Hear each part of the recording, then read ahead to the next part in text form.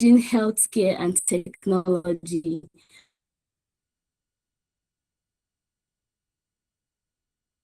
Michael focuses on developing impactful products, optimizing business strategies, and creating opportunities in the scientific ecosystem. Wow. As the co-founder and coordinator at the TSJHub and exposure needed to thrive in today's evolving career landscape. So with a clapping ovation, let's make welcome the co-founder of the Scientist Journal Hub, Sir Odera Michael. Sir Odera Michael, I'll be passing the mic. Please, I can't see, he will not talk unless we keep the emojis coming. With a clapping ovation, let's welcome the co-founder of the Scientist Journal, Sir Odera Michael. You're welcome, sir. Thank you, everyone. Thank you, everyone. Invite the friend. Thank you for having me. It's a privilege to be here. It's a good opportunity, for us to collaborate, share knowledge, experience, everything together. So thank you so much for making our time to come in today for the webinar. And I hope all your expectations are exceeded by the end of this webinar today. Okay, so I'll just go straight to my presentation because I think I have just 25 minutes because I'd love to just give 6 minutes to the audience for questions after my presentation, just to make sure we get all our questions answered, we get some form of clarity. After today, we know what our next steps are going to be, what next actions we're supposed to take. So thank you again, everyone, for the opportunity. Thank you so much, Mary Jane, for that introduction. So let me share my screen. If you can permit, just give me a little bit to. Okay, so just to confirm, can everyone hear me?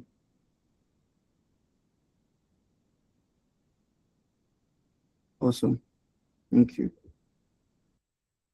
I can hear you, sir. So, sorry, is my network good? Can everyone hear me? Awesome. Please just let me know if there's going to be any glitch. If there's going to be any glitch as well, let me know. Okay, I think Jimo is giving me a smiley that I think Jimo can't hear me. Jimo, can you hear me now? Is it better?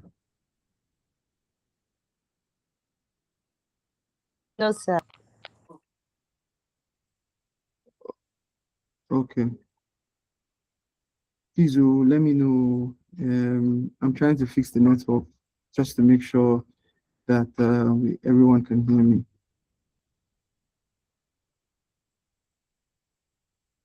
All right. Okay, just last confirmation. Can everyone hear me? Just give me a thumbs up. If you can hear me, give me a thumbs up. Awesome. Thank you, Duru. Thank you, Mary Cynthia. Thank you. All right, so we're just going to get to it. So today we're going to be talking about something, and it's going to be very interactive because I believe when it comes to career clarity and direction, we have a lot of things to say. We have a lot of things to share. We want to know, okay, this is where I am now. I don't really have a goal for the next 5 years. I don't really have a goal for the next 10 years. So what can I do? What can I do to help myself see where I want to be in the next 5 years or the next 10 years? So we're going to be doing a lot of question and answer, a lot of participation from you guys so that we can know exactly where you are, and we can, as a platform, as TSJ being a platform, we can say, okay, this is what we got, these are the feedbacks we got from the last webinar. So what action steps can we take to make sure that our audience are actually putting everything we talked about to work? How can we follow them up? How can we guide them? So it's actually through webinars like this that we get all those insights. So today we're going to be talking about clarity and career direction, explicitly how to know when to pivot. So one thing you should understand is that your career path is not a straight line. It's never a straight line. I believe if I should throw the question now, how many of us are studying what we wanted to study initially when we left secondary school to the university? How many of us are studying our expected courses, these courses that we wanted to do when we entered the university. I believe, and I don't think it would be up to 20% of us who would be able to say yes, we're studying what we wanted to study when we came out from secondary school into the university. So I believe one thing you need to understand is that there's a stereotype. Yeah, there is a programming, you understand, in the Nigerian society, in the African society. Professional courses, yeah, professional courses like law, medicine, optometry, let's name them. So if you're there, you can unmute your mic and name them. Maybe I might be, it's been long since the uni. So let's say medicine, law, mass communication. What else again? Engineering. What else again? Can someone help me mention? Nursing. Hello? Can someone help? Architecture, I guess. Nursing. Exactly. So we can name and keep naming them, and a lot of people would say if you're not doing a professional course, there might be less or no hope for you. But in reality, we've seen it. I mean, professional course don't even pay as much as entrepreneurship pays, as much as people pivoting into tech, all the way from science, all the way from arts into tech. It doesn't pay as much as they pay. It's not much more fulfilling as others are. Now, your career path, you understand, is directly proportional to your interests. One of the things you would hear a lot of American people say, a lot of British people say, or let's say the Westerners say, is that do what you love. And the reason why they are very successful is because they actually do what they're interested in, they pursue it. And not only that, the resources they need to pursue it, the government has made it available. But in the case of an African child, the government doesn't really give you the resources for you to create, that opportunity for yourself to do the things you're interested in and thrive in it. You have to do it by yourself. That's why you see a lot of Nigerians when they travel out, they do much better under any kind of circumstances than the Westerners in their own country. So we actually built for this. So you need to know that as you're coming out into the labor market, you don't expect the labor market to give you everything you need at the part of go to say, okay, this is where you're going to be working or this is where you're going to fit in. No, you're going to determine and create that opportunity for yourself. So hence, that's why we're actually going to just jump into this topic today, clarity and career direction. So we're just going to do a very nice warm-up. We're going to do a very nice warm-up. So before we go further, I'm just going to take up some data, So how many of us here are scientists? You can just raise up your hand. When I mean scientists, you're in tech, you're in the science field, you're a medical laboratory scientist, you're a computer scientist, you're an engineer, it's also in the science and technology field. So just raise your hands up. So I believe, okay, let me count now. So if your hands are up, let me just immediately count. Sorry. We are 16 on the call. We have, okay, just raise your hands up. Okay, so we have 4 plus, how many people's hands are raised up? Sorry. Okay, we have William, we have Emanuela, we have, okay, some few people. All right, so thank you for sharing that data. So how many of us are soon to graduate? Let's say we're in our final year, not in our 300 level, not in our 400 level, but our final year. How many? Okay, Mary Cynthia, thank you. Beatrice, thank you. Who else again? And so maybe I may not be seeing your hands raised up. You can just give me a thumbs up. That'll be fine. Okay, Mary Cynthia. Okay. Okay, so we have a few people. Okay. Okay, Funaya Chuku. So we have about 4. Okay, I think there's no one else. So how many of us here just started our internship? We just graduated last year. We started our internship this year. How many of us? How many of us? Okay, so I think there's no one. So how many of us are actually working? We have over 1 year experience, or we have 1 year to over 1 year experience. How many of us? Manuela, okay. Okay. Thank you. Thank you, everyone. Thank you for participating in this. It's just for us to get the needed data for us to draw proper insights. So like I said earlier, your career is not a straight line. Your career path is not a straight line. It is a journey of growth, learning, and smart transition. It means that don't limit yourself to one path. There is one thing my mentor, his name is Ayodeji. We used to call him Pastor Ayodeji. So he told me something. He said that as a man, as someone who just started up his career, it is always good for you to be real, for you to have a realistic mindset. The realistic mindset is that you ask yourself questions. If I'm going to continue as an MLS student or a computer scientist, how long will I continue doing bench work? How long will I continue doing coding? How long will I continue doing one particular thing? Then you need to also ask yourself, where do I see myself in the next 5 years? Where do I see myself in the next 10 years? Do I see myself still doing bench work?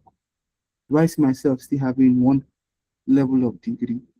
Do I see myself learning new things? Do I see myself creating a solution, or just being part of the problem, or being part of the people who just want to support the solution in being out there? So you need to ask yourself technical questions, because one thing you need to understand that it is very comfortable for you to get paid every month. And with your pay, you can afford your daily expenses. And you live every single day for the next 30 years, for the next 40 years, and you're okay. You have a retirement, and that's all. It's not usually fulfilling. That's the fact. If you've not really done something and you've not made impact, you understand, it's not really fulfilling. It is either you're creating a solution, or you're mentoring people, or you're training people, or you're giving back to the society. That's just what it is.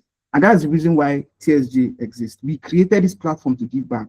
There are a lot of things that we know now that if we knew when we graduated from school, a lot of things would have been different for us. That's just the fact.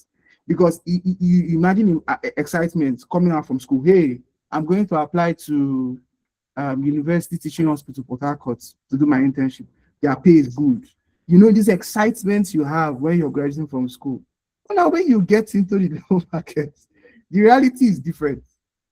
You understand? Because now when you get into the people are asking that so many things they're asking you, and you're like, they did not teach us in school. Nobody cares about that. That's just the truth. Nobody gives a damn about that. You understand? Because the labor market requires certain kind of skill set from you. And if you don't have it, you might not actually have it. So you need to start looking outside of where I am now. You have to start looking at, okay, how long will I do bench work? Because I believe when I was coming out from school, I told myself one thing. I said, because I started bench work when I was in 200 level. I started doing night shifts in university. I studied in Madina University. I think most of us would have known Madina University by now. Let's call it a secondary school. But I had the opportunity to work. You understand? I wasn't paid, but I needed the experience. So from 200 level, I already started doing night shifts in the laboratory. I was curious. I really wanted to know what the whole laboratory stuff was about. I started bench work from around 200 level. When I entered my final year, I told myself, I will not do this bench work for 5 years. I will not do it for more than 5 years. I promised myself that. And fortunately for me, the Lord heard my prayers. At exactly 5 years, I got a job with a bioengineering company, like a manufacturer of IVD products. Like these your hematology analyzers, chemistry analyzers, they manufacture these things. The reagents used, they manufacture them. So I had the opportunity to be a sales and marketing manager for the whole manufacturing company. So I think what made me stand out was not because of my medical laboratory science expertise or what I learned in school. No. Before then, I took courses in data analytics, business analytics, product management, and I took one course from the University of Washington, leadership and management in global health. These things made me stand out from other scientists that were actually in that interview, because they did not ask me anything concerning MLS. or anything concerning the IVD industry. They just asked me about my certifications. Why exactly did I pursue certifications in business analytics, data analytics, and leadership and management, even product management? Because I think what they wanted me to go in as was a product manager, but the product management certification I took was in software as a service, technical products. That's digital products or software, apps, and the rest of them. So he got me an interview. They asked me questions. I told them, look, I may not really have the experience in doing sales because I never did sales before. But here's what I understand. Understand that if there's a product, the product would have a life cycle. And we understand that if it's coming in to solve a certain problem. So we need to be able to measure the impact of that product in the market. The problem the product is coming to solve does the problem exist exactly? How do we measure if the problem exists? How do we validate the problem itself? So I started speaking to them about this. You understand? And it stunned them a lot. Like they were surprised and they were like, did I take a second degree? And I said, no, I just took some certification courses and I read a whole lot. You understand? Because I understood that when you have an extra knowledge of something, when you start learning a lot of things, your eyes begin to open. You begin to see things clearly. You begin to see problems that were not even there before. You know, so what the labor market needs is not really your skills from school. School only give you foundation. It's just to make you learn it. It's just to help you understand the principle of waking up in the morning, going to class from 8 to 5, coming back, reading, studying, doing practical. When you come out, everything you see is totally different from what you're being taught in school. What school would help you do is it would help you adapt. And for you to be able to adapt in reality, you need to learn things. You need to learn things. So let's just keep going so we don't just take out of time. Okay, so I think, okay, all right. So what does it mean to actually pivot? So let's say we're moving on a straight line. We have almost 5,000 something MLS students graduating from school every single year. The question you love to ask yourself is, how many of them? So let me off by video. I think maybe it's. Can everyone hear me? Just to confirm. Can everyone hear me? All right, good. So the question is, thank you. So the question is, how many MLS students find jobs? Let's say, for instance, I remember that in my class, we were about 630 students graduating. And in that 600, this was only my school. We've not added other schools. We would have been over 3,000, 100,000 students coming out from school, to do MLS. And obviously, the year we graduate, we have to start preparing for internship. Now, you would ask yourself this question: how many hospitals do internship in Nigeria as a whole? How many of them are well equipped to give you the needed experience, the latest technology? How many of them are prepared to do so? So these are questions you ask yourself at your final year, so that you can start understanding that it's not really what they tell you in school that is real. It's not 100%. In fact, it's not even 50% real. Because our educational system, to be frank, our educational system is created to give us foundation. It's not really created to give us, to help us prepare for market need. We need to come out. When we come out, we have to learn that on our own, and it's true experience. But then that's where having mentors will also help you, because mentors will tell you what is real. Mentors will tell you, that if you're coming out as a histopathologist, maybe you can start looking at doing your master's in pathology, or maybe taking another degree in pathology, so that you can advance and have something more valuable. Because if we can count, I believe right now we can count how many histo labs we have in Nigeria, to be frank. We can count it. So how many students graduating from histopathology can actually be in those labs? The labs only employ highest 3 students or 2 students. So the opportunities are quite limited. That's when you start looking at, how can I create these opportunities for myself? So now, what does it mean to actually pivot? What does it mean for you to actually pivot out of the career path into your interest? Remember what I said. Your career is not a straight line. It's never a straight line. Your interest, the path to your interest is never a straight line. Sometimes you would need to do things you don't like to fund what what you want to do. Sometimes you would need to venture into business expertise that you're not really interested in, but you just need it to fund your interest. So what does it mean to pivot? A career pivot means making a strategic shift in your path. It's strategic, emphasis on strategic. It means that when you want to make career pivot, you don't necessarily need to leave the path. You don't necessarily need to lose momentum in what you learned in school, because you might actually need it as a source of income to fund the career path you're getting into. So you don't necessarily need to leave it. Wisdom is profitable to direct. So you need to be very strategic when making this decision, because you need to have a big why. And your why statement has to be like 3 pages. Oh, they said my screen is not showing. Sorry. Okay, good. I think everyone can see my screen now. Can everyone see my screen now? Good. Please, if anything goes wrong as we keep going, just let me know, please. Let me know so that I can correct that immediately. So like I was saying, your career path does not really determine where you want to be in the next 5 to 10 years. It shouldn't even determine that. You're not limited to what you learned in school. You're not in a box. You're not made to be in a box.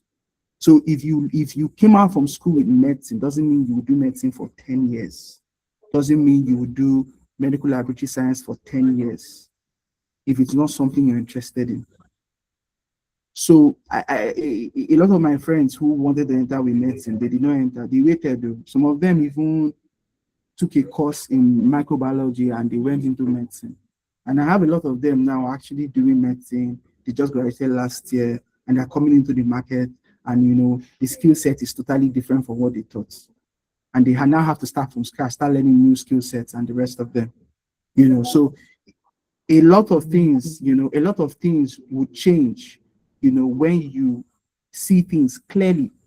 See things clearly means you need to first of all have an interest in mind. And how can you have an interest? The first thing you need to do for you to have an interest is attend social gatherings, attend discussions, attend webinars like this, attend educational ones, go for conferences. The conferences doesn't need to be in sciences. The conferences can be in tech. The conferences can be in entrepreneurship, in business. You don't actually know, where your interest would lie, but you need to attend these things so that you can be exposed and you can see, and your eyes can open and you can begin to see problems that were not there before. So the fun truth is pivoting is not just quitting, it's evolving. So you're not quitting your career path. What you're doing is that you're just evolving. Let's say, for instance, now, for medical laboratory scientists, for you to know, there are technologies being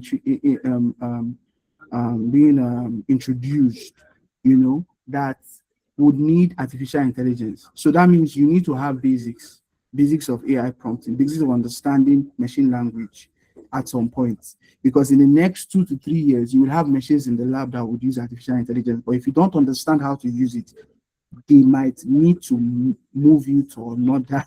They might need to maybe get someone else who has that skill, to work there. So you have to be also technology oriented. You have to be up to date with all these things. So let me move to the next slide. Okay, signs that it's time for you to pivot. One of the things is that you start feeling very unfulfilled. You feel stuck on the path you're actually going through. I mean, I felt stuck while doing MLS. It's not like I wasn't good in bench work. You understand? I understood everything I was good in, but it wasn't just enough for me. I still wanted more. I was interested in tech. So I took a course, product management in tech, and I learned a lot of things. I got to volunteer for a company in the UK, Dusted. I'm still with them now. I think when I started with them, I was an associate product manager.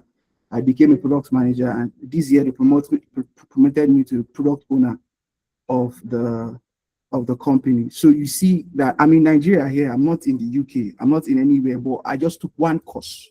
and I had the interest for it, and that was what actually pushed me to the next phase. So the next thing you need to know if it's time for you to pivot is your work no longer excites you. If you are in your final year and MLS is not something that excites you, start looking for what excites you.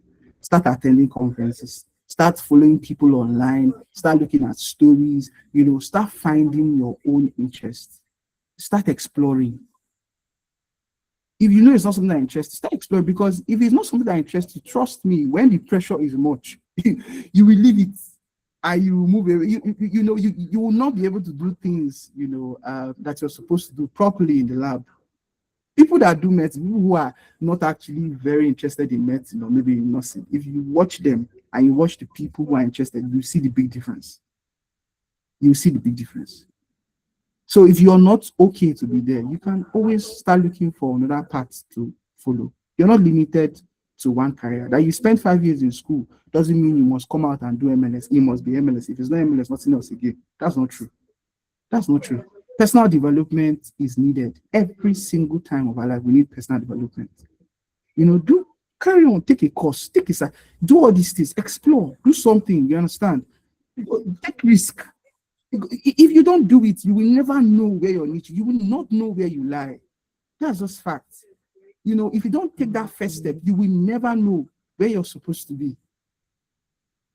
So the next thing you need to know when it's time to pivot, let me just mention this briefly, is you see better opportunities, keep calling your attention.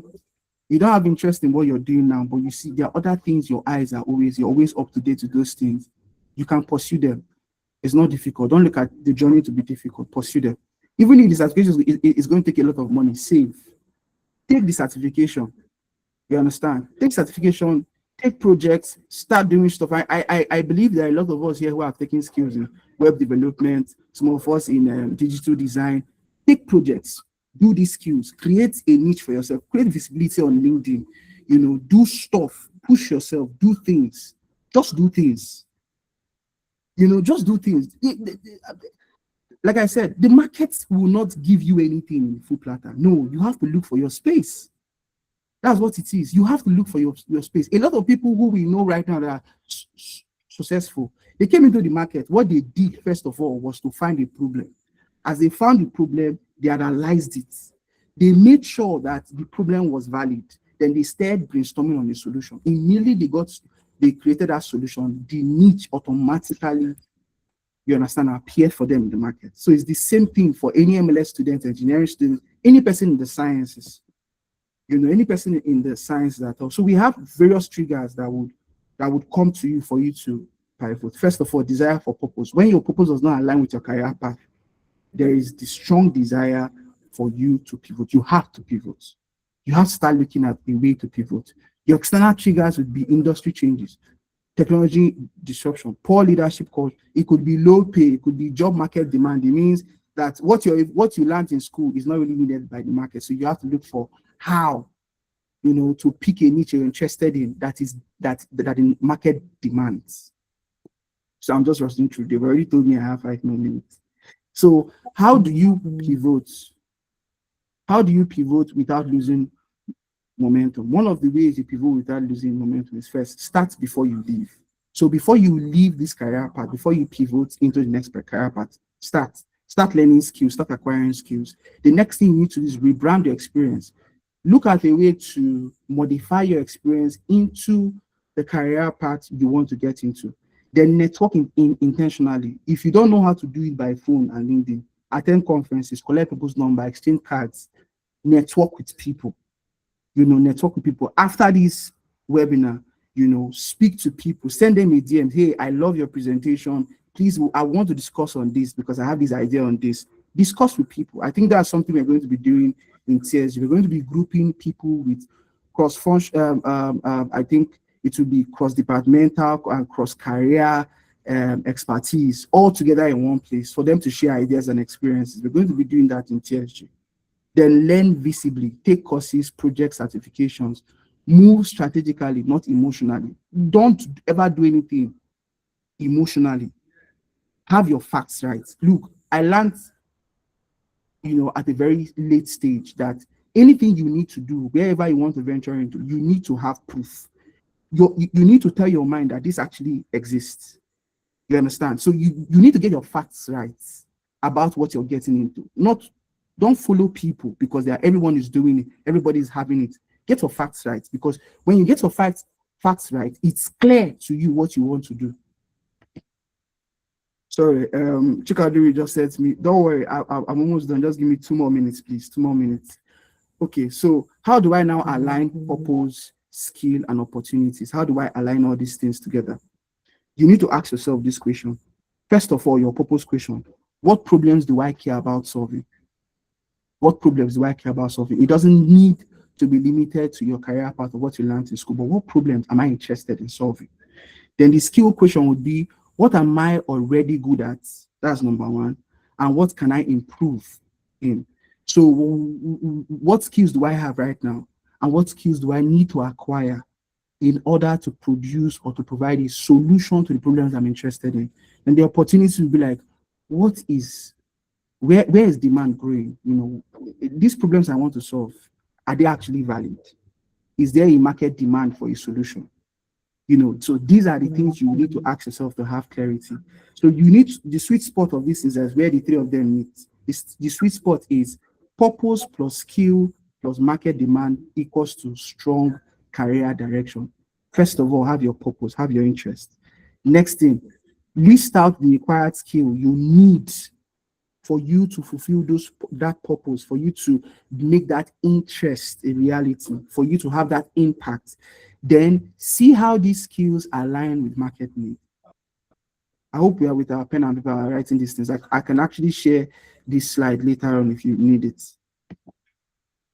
So I think this is almost the last part of it. So career paths scientists can pivot into. So if you're a scientist or a science or technology field, these are career paths you can pivot into. And this is not limited. It's not actually limited to, there are still more. So we have career paths in data analytics, product management, healthcare technology, sales and business development. We have career paths in clinical research, regulatory affairs when it comes to health, public health, AI in healthcare, entrepreneurship. You can be an entrepreneur as a scientist. You're not limited. You can be an entrepreneur as a scientist. So, like Temin said yesterday, your degree is a foundation. It's not a prison. It's a foundation. It shouldn't limit you. All right. So, final charge and interactive close. This is where I end. So before this weekend, I need you to ask yourself this question. Just be sincere with yourself and ask yourself this question. What do I enjoy the most? What do I enjoy the most? Don't let your mindset be limited to what you're doing right now. Just ask yourself that question. What do I enjoy the most? What skills make me valuable? So in the things you enjoy the most or the things you have interest in, look at the skills that are much more valuable. What market is growing right now? I would say is the technological market. Even the healthcare market is also growing too, because they are adopting the technological market too as well. So what small steps can I take now? What steps can I take right now, for me to find clarity, for me to actually push myself to the next step, for me to know my interest? So clarity does not always come before movement. No, it doesn't always come before movement. Sometimes clarity comes because you have moved. So if you don't make a move right now, you might not actually know clarity. If you keep waiting until you have clarity to move, you might not have clarity at all. Make a move, take an action step.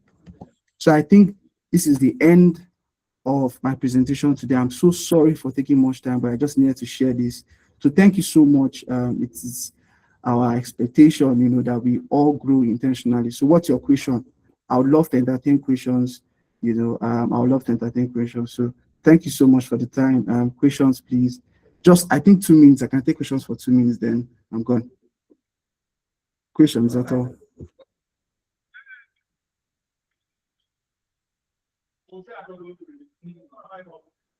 Any question, please? Okay.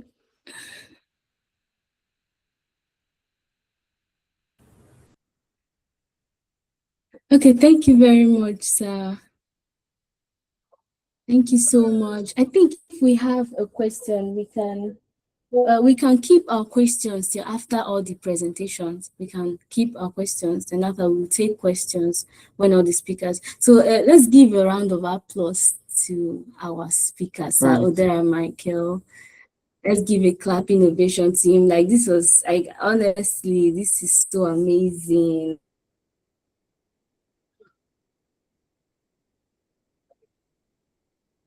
All right. Like, Thank you, one guys. thing I took that transition. And also another thing that stood out for me is that he asked the question, what makes you stand out? Honestly, what I have told myself is that as a medical laboratory scientist, I'm not just going to sit in a bench looking at some microscope. I will be more because I'm made for more. So about now, we'll be calling on our next speaker.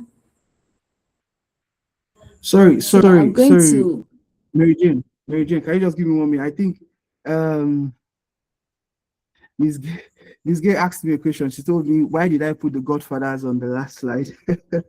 So I think my answer to that is, a lot of these guys, they studied in school, and they came out doing a different thing. Yeah, yeah. Everybody's asking me why the Godfather, but you can see that a lot of them in this video, sorry, in this picture, had seen all their movies, and one of the things I understood about them was that they all took risk.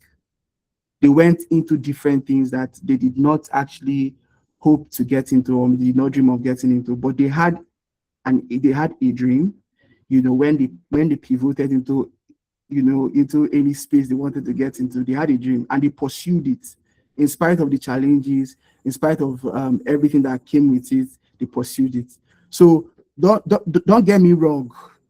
I didn't say you should start doing drugs, or you should do what these guys do, but it's the drive, they used, the drive, they had, that you're supposed to have in pursuing your interests and pursuing your dreams. So I think that's the point. That's the point that I really I intentionally put this to actually draw in that question. So thank you. okay, thank you so much, Sir Odera Michael. Thank you so much. Please, let's clap for him, please. Let's keep the emojis rolling.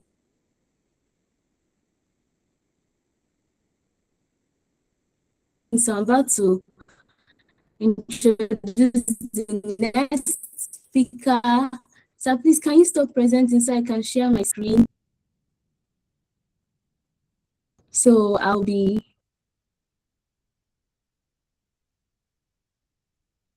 so, okay.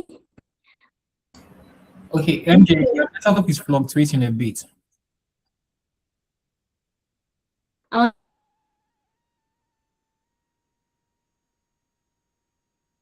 next speaker.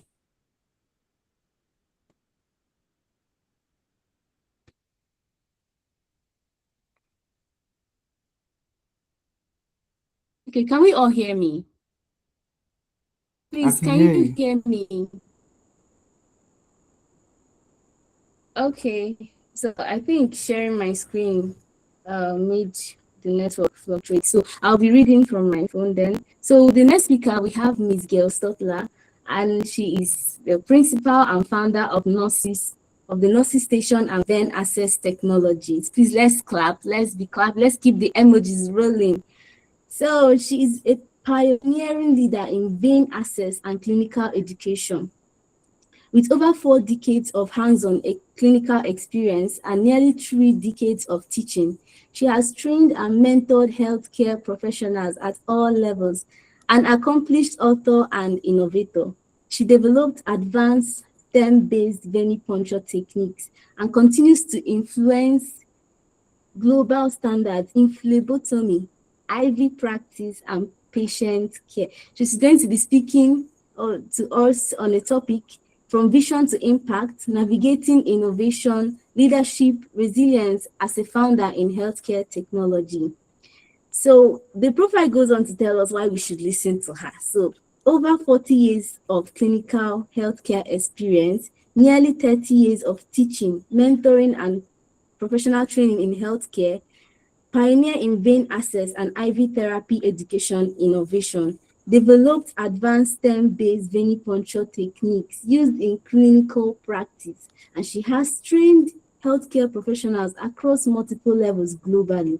And she provides deep insight into clinical excellence, leadership, and long-term career. Oh my God, our speaker has so much to give us this night. So let us ready our questions and our writing materials as she comes up to speak with us. So with a clapping ovation, let us welcome Ms. Gail Stotler. You are welcome, Ma. Hello, can everybody hear me? Yes, Okay. Ma, we can hear you. All right, wonderful.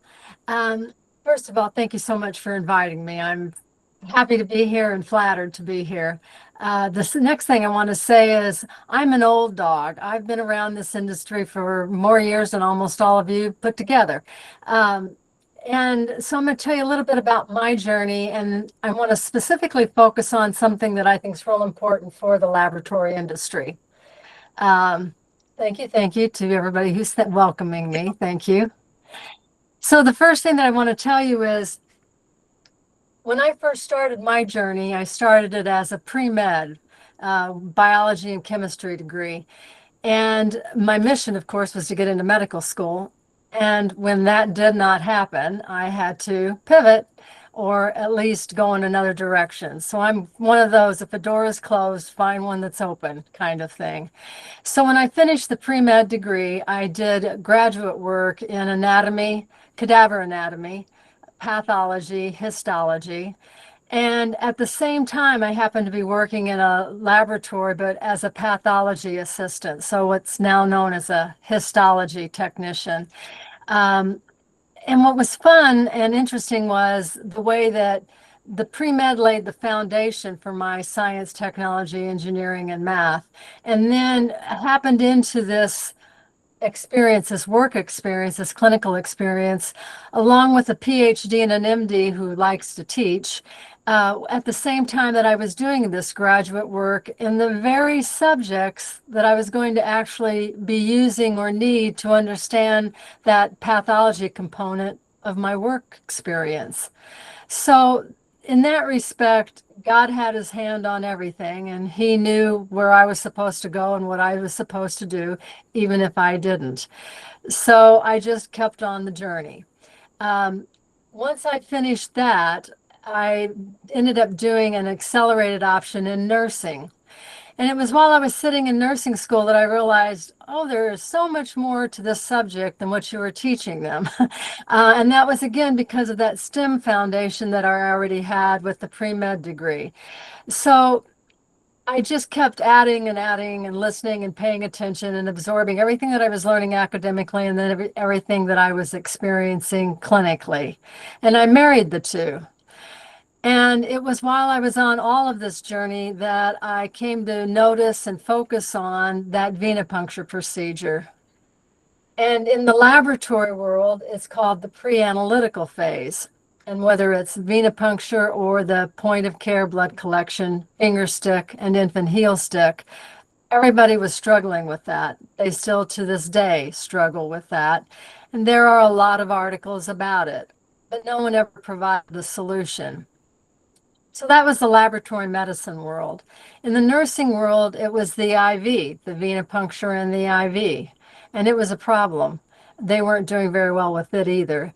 And in radiology, it was the injection of contrast. So what I stumbled across was a particular skill that happened to be a problem for all three disciplines in the medical profession. And so that's what I came to focus all of my academic achievement and academic acquirements and my clinical experiences. And I then took science, technology, engineering, and math, and I analyzed the way that these procedures were being done. That then explained all the failures, the complications, compromises, injuries, and failures that they were experiencing. And then out of that analysis also then came the solution, the STEM solution. So again, I took science, technology, engineering, and math and applied it to these procedures and then described it. So there really now is a written description as well as a clinical application for how to more effectively locate veins, dilate them, grade them, and access them, and then perform the intended procedure for that venipuncture purpose. And it changed it, and it changed it in a good way. And one of the things I wanted to give you just as an example, because this is one of the things where you can take information that you learned somewhere else and now use it. So applying what we learn is this piece of information, this piece of physiology. And what's interesting is the MLSs have as much educational background as the pre-meds, which we'll talk about that later, because by the way, if you don't get into a laboratory clinical program, you can always do other things with that degree. But anyway, going back to the physiology component that I want to talk about, and I apologize, I tried to figure out how to get that screen reversed, but didn't manage to do it. So it's backwards, but you'll still get the essence of it. The physiology point is Starling's equilibrium. And in the laboratory world, the MLSs are taught, so are the MLTs. And even the phlebotomists aren't given an explanation, they're just told that that tourniquet can be a problem. So you're to put it on, but then you're to immediately take it off as soon as you see blood in the first tube, which very few people follow that rule. But the long and the short of that story is, Starling described in 1896 the equilibrium between the venous capillary world and the outside world, the exogenous world. So the intravenous as well as the extravenous. And what happens is when the intravenous pressure exceeds normal for that segment of vein that you're working with, then leakage begins. And that leakage can be called an extravasation, an exudation, a transudation, but it's also called an infiltration. And obviously in the nursing world, that's a problem with IVs and fluids and meds. And in the X-ray world, it's a problem with the injection of contrast. But in the laboratory medicine world, it's a problem because as fluid leaks out, the constituents left behind falsely elevate. That's called hemoconcentration. So if Starling were alive today, he would say, don't put that tourniquet on. The intravenous pressure of most superficial vessels that we work with is only 20 millimeters mercury pressure. So if you put external pressure higher than 20 on that system, you cause the leakage. So that's a problem, and that just won't work. And so first of all, it's understanding that, and then realizing that, well, if we don't use a tourniquet, then what do we do? So then you look at, well, why are you using it in the first place? So that's another whole story, because they think they're dilating the vein to actually be able to locate the vein. Well, first of all, if you can already see a vein, then why are you putting a tourniquet on? But secondly, do you have to dilate a vein to locate one? And third, okay, well, is it truly a true dilatation, or are you causing a forced overdistension? And that is what the tourniquet does. It forces an overdistension of that vein, raises that blood pressure internally much higher than 20, and causes the leakage. So there is a way, once you understand the science, how to avoid all of that. I actually invented a little tool, and it's called the VeniCuff. And it inflates to only 20 millimeters mercury externally. So when you put it on, it actually supports the vein, venule, and venous part of the capillary bed rather than distort it. So those are just some of the scientific facts, the STEM, that I bring to a laboratory procedure that we know is just fraught with problems. And the long and short of that is the sample of blood starts the entire laboratory process. So if the blood is compromised, the sample of blood is compromised, the result will be compromised, no matter how sophisticated the tool is that you're using to analyze the sample, and no matter how smart and educated the MLS or the MLT is who's running the machine. So what I did is I went back to the basics of everything, applied the science, better understand it, create and develop a new scientific approach. And then there you go. We're now in the 21st STEM century with at least one component of this laboratory process.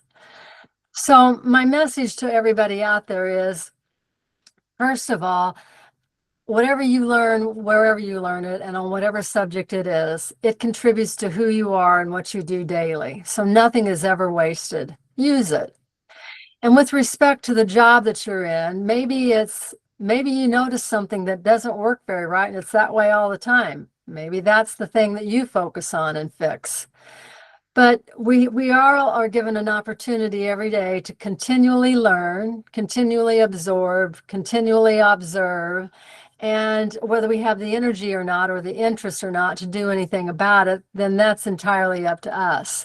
But that's where passion and interest and instinct comes into play. And for me, if you get a chance to look at my website, you'll see what my academic background is. Oh my gosh, there probably isn't a course out there that I've not taken. And it wasn't because I set out to do that. It's just I tripped along those courses along the way and did them. But each one had something to offer to what it is that I do today. So be open, be inquisitive, be rested. And then if you have the interest to act on something, then do it. And if you need additional information or education or experience with it to further understand it, then you do that too. Knock on as many doors, open as many windows, read as many books, talk to as many people as you can, whether it's colleagues or it's educators or it's even people who run the industry. It's that networking thing. And it makes it fun. It makes it interesting. You'll never be bored.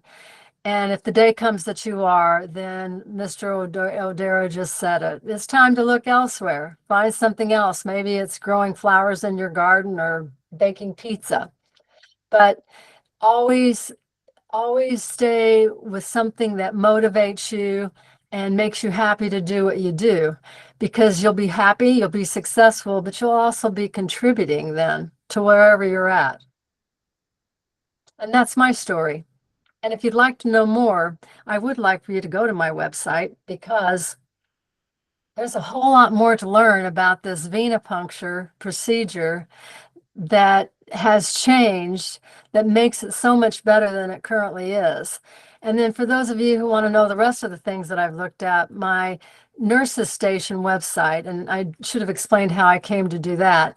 Because I got the nursing degree, I put the corporation name as the Nurses Station. Vein Access Technologies is a division of that. But having said that, I actually created also a nursing website, because I talk about everything from temperature and the way that they record it and the way that they regard it, to blood pressures, to injections of anything, sub-Qs, intradermals. So I didn't just take STEM and apply it to a procedure in the laboratory world. I use that in my everyday life as I analyze anything. You know, I'm about to use a screwdriver. How do I use it more effectively? I've often said the hammer and the sledgehammer work best if you let that tool do the work. And it's the same with anything that we do in our profession. Know the tool, but understand the biomedical engineering of it, and then you become much more effective at using it. So again, I don't want to hammer on this too hard, but that's how I approach everything. Just objective, looking, listening, learning, observing, and then making whatever I'm about to do better. Do you have any questions for me?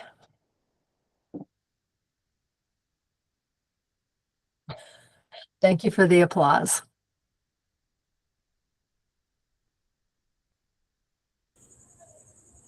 Well, I'm available at that website, so feel free to email me, or my phone number's on there. Feel free to text me. However you want to contact me, even through LinkedIn, I'm on there as well. And thank you so much for inviting me to participate in this and be more a part of the laboratory world in the world, not just in the US. which by the way is very limited because they think they already know it all, so I can't tell them anything. But the rest of the world, the outside world, seems to be interested in knowing the story.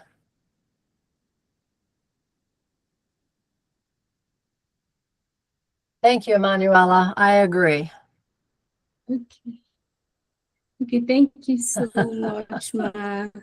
Thank you for a wonderful session. Please, can we give her a clapping ovation?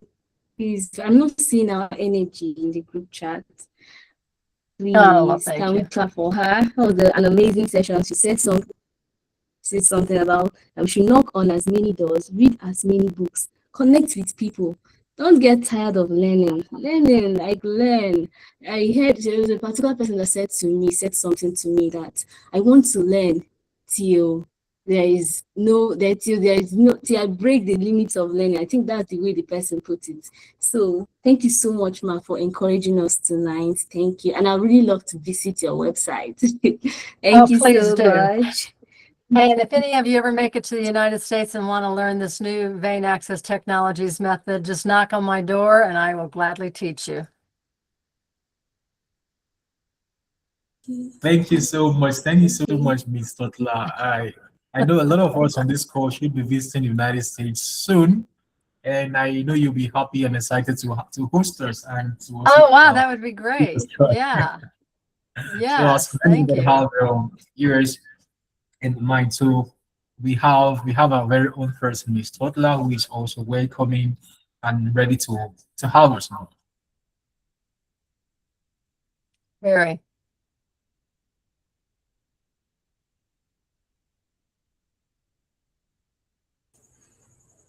Okay, thank you so much, Ma. Ma, can you share with us any particular challenge you experienced in your journey? Well, the only, I guess, real challenge, because when I think of challenge, I think of something negative, was that I didn't get into medical school. But in retrospect, God knew what he was doing. And I'm glad he did that, because in the end, I am very good at investigating and coming to a conclusion, so scientifically. So in that respect, I would have made a good diagnostician.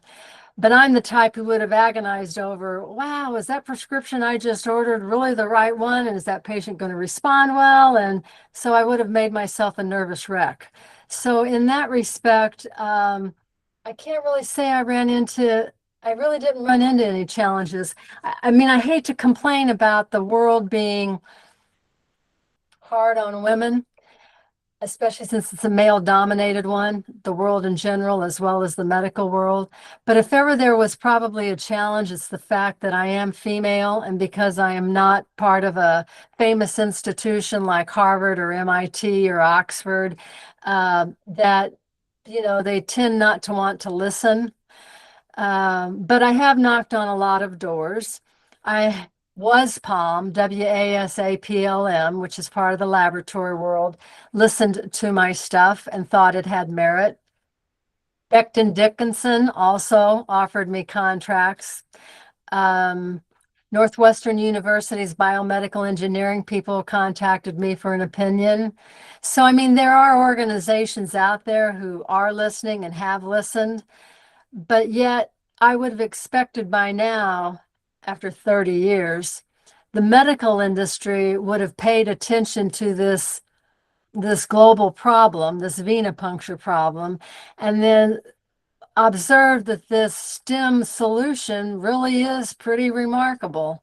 So if anything, if there really is a challenge, I guess it's that one, that it's hard getting the medical profession to listen and then to make changes. But then in the end, that's not my job. And that one, I have to give it to God. It's in his time and his will, and when it's supposed to happen. If it is, it will, whether I'm still here on planet Earth or not. Wow, thank you so much, Ma. Thank you. Thank you for a wonderful presentation.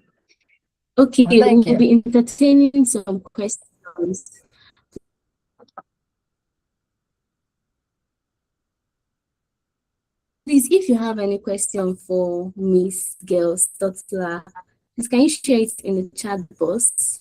I'm going to be opening the chat box. Check for questions. Do we have any question for Miss Gail Stotler?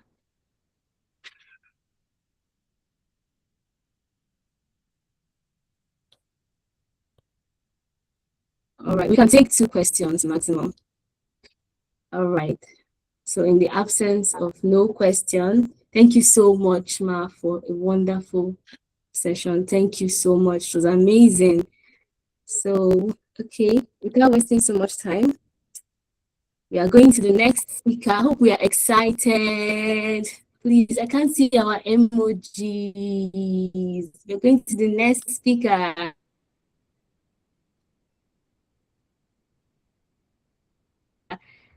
And okay, I'm about to share my screen once more. All right. Please, can I get a feedback if you can hear me? Can you hear me?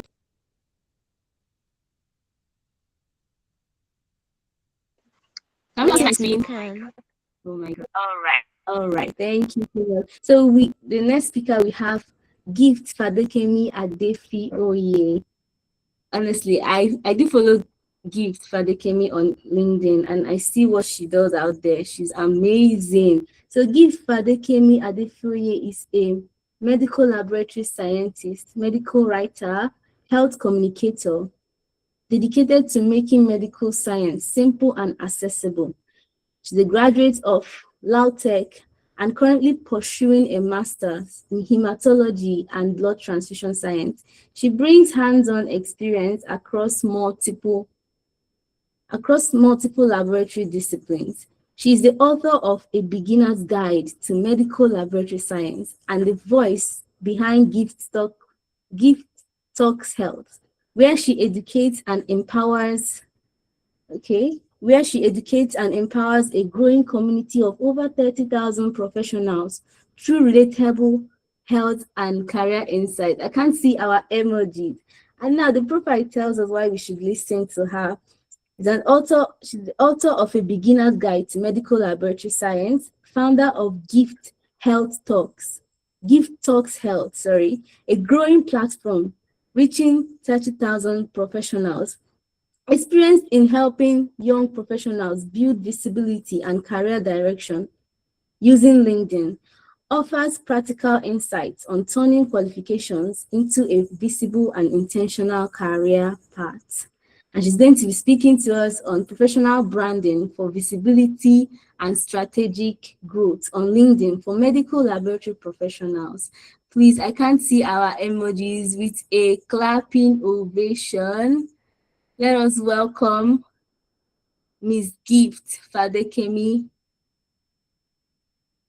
Now you are welcome. Please let us get ready our questions. She'll be taking questions after the section. So let us get ready our questions. Let's welcome Ms. Gift once more. You're welcome, Ma. Thank you very much, Mary Jane. Thank you so much. And sorry, am I audible? Yes, Ma, we can hear you. Great. Before I go into anything, I just want to say a very big thank you to all the speakers we've had so far. Honestly, these past 2 days have been really insightful and impactful. And even myself, I've been listening and picking 1 or 2 things from the speakers. And I want to say a very special thank you to the organizers, Chika Odiri and Odera, for putting this together. I really appreciate the work behind the scenes. You know, it always feels a bit funny hearing your biography read out like that. Everything sounds so structured, so serious, like you have everything figured out. Meanwhile, you are just there, like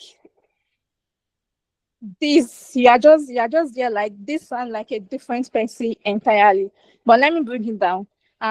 Gift Fadekemi Adefi Oye. I'm a medical laboratory scientist, and I'm still learning. I'm still going. I'm still figuring things out like many of you here. And that is actually why this conversation matters. Because of what I'll be sharing today is not a place of I've arrived. I have not arrived though. In fact, I'm still coming. It is from a place of I started somewhere, I'm still growing, and this is what is working for me. So I'm really glad I'm here. And by the end of this session, I promise you that you won't just live with motivations.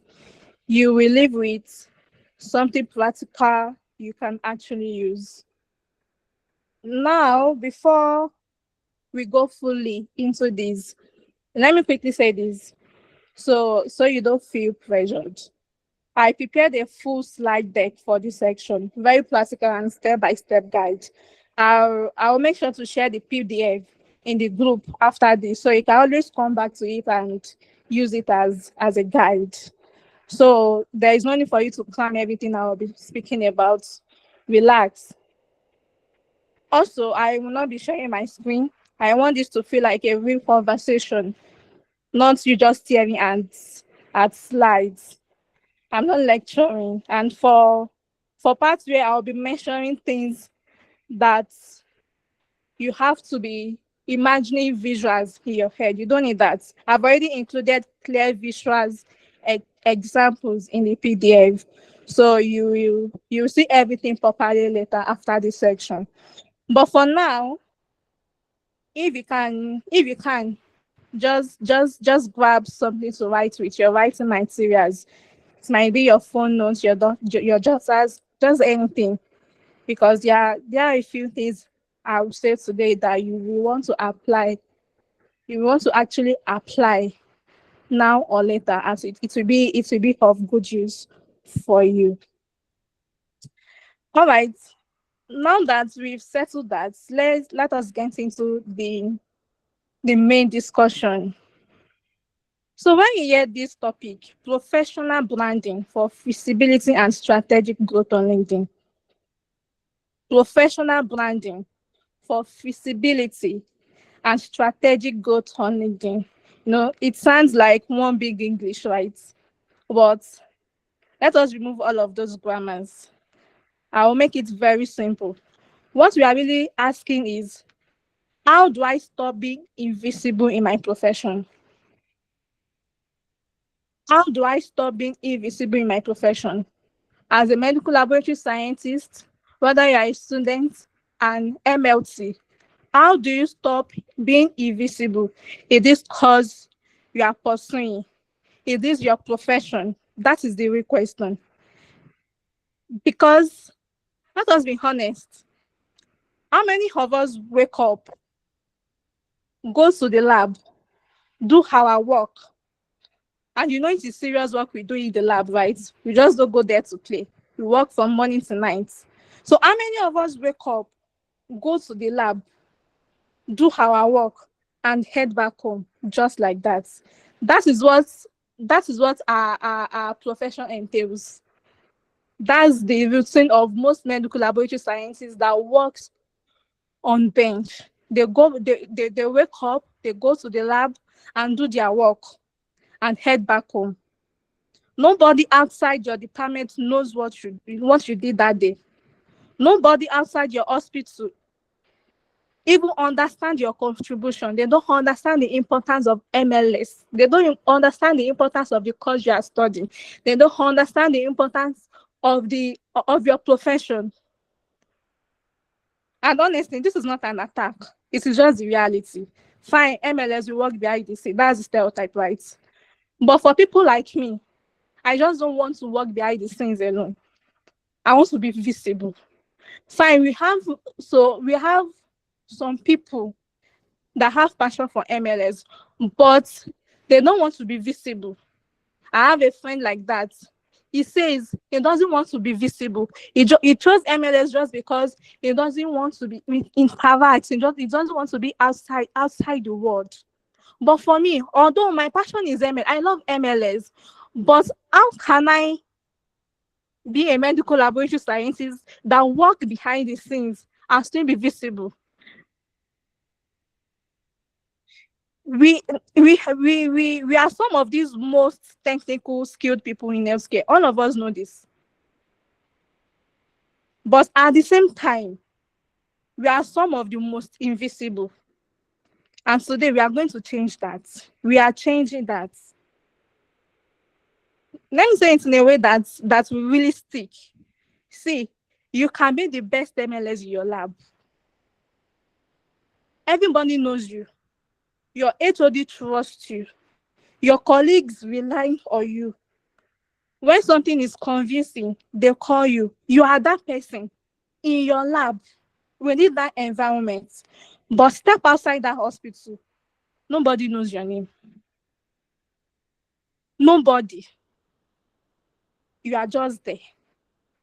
Meanwhile, someone else, and if we are being honest, sometimes even someone with lesser experience than you is getting invited to speak, is getting featured, getting opportunities, getting emails, landing big deals with influencers, and you are just there. You are like, wait, what exactly is this person doing that I'm not doing? It is not magic. It is not luck. It is not juju. The simple truth is that it is not always they are better. Most times they are just more visible. That's the only difference. They are not better. They are just more visible. That is it. There is no magic to these things. And let me tell you this today. Visibility is not by luck. It is a skill. It is what you learn. It is what you build. And it starts from a platform most of us already have, but we are not using it properly, which is LinkedIn. I know 90% of us have that LinkedIn app on our phone, right? But we don't make use of it. Why? Because you've probably heard so many times LinkedIn is a place where you seek for job, just job. That's what they do on LinkedIn.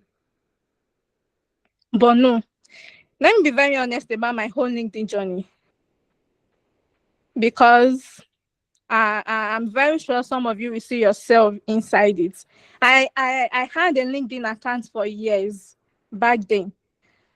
And to be fair, it looked very okay. My sister actually helped me set my LinkedIn account up. And she already understood LinkedIn before I did. So my profile picture was perfect. My headline was dope. Education section, everything was looking so fine. But guess what? Nothing was happening. I was just there, existing. I was waiting for opportunity to come and meet me. I was like, in my head, I was like, okay, probably where they say like a professional, someone like me, when they say medical laboratory scientist, medical writer, they wouldn't have my DM just like that. It doesn't work that way. I was like, if people see my profile, they will reach out. Nobody reached out though. Nobody. I was checking notifications. I was refreshing. I was checking profile views. What I got was silence.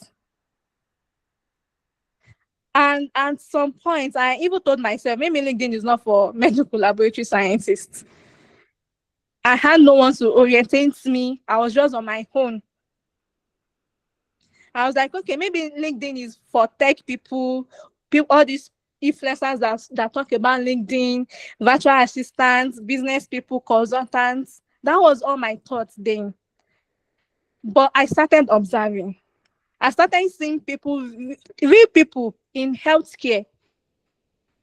They were posting, they were sharing knowledge, they were building community. Fine, fake lives are many on LinkedIn. We can't dispute that. So many people are living fake life on that LinkedIn. But inside all of that, there are still real people doing real things. Inside all of those fake people, there are still real people doing real things. And I asked myself one question: what are they doing that I'm not doing? I had this discussion with my friend then. Do you know the reply my friend gave me? He said, "Stop waiting, just start." That was the exact statement he made. Stop waiting, just start. Just start, okay? Although, like I said, I have a passion for MLS, and beside that, I have a passion for educating people about their health, making wise decision about their health. But I have no strategy. I have no perfect plan for that. I was like, probably when they reach out to me, then I can tell them, I can pitch myself to them.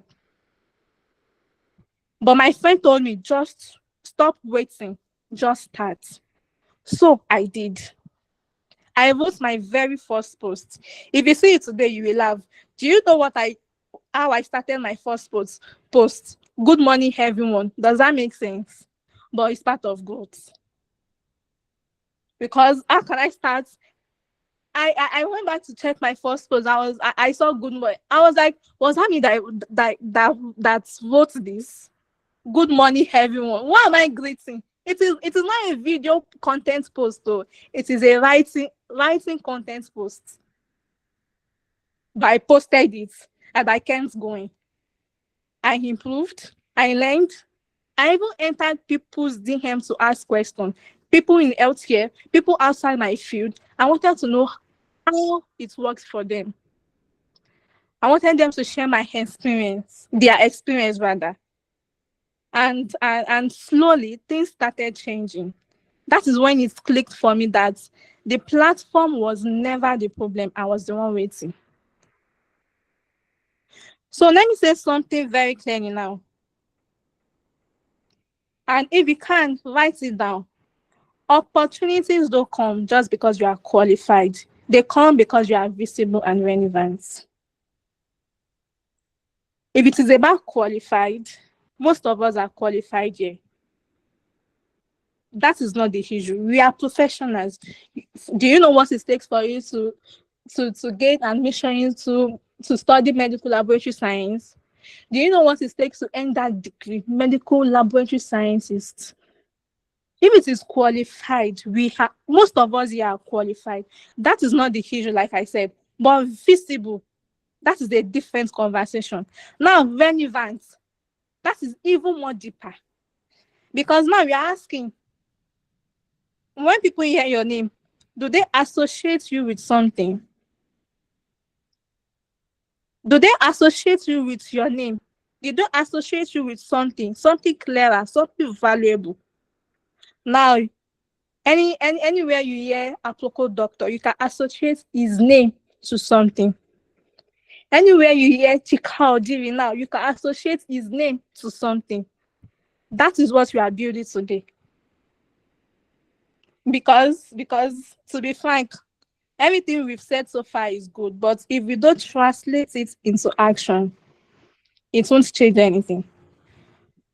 So I want us to walk through your LinkedIn profile properly, from A to Z, from top to bottom, because this is where everything starts. Now, think of your LinkedIn profile like your professional home.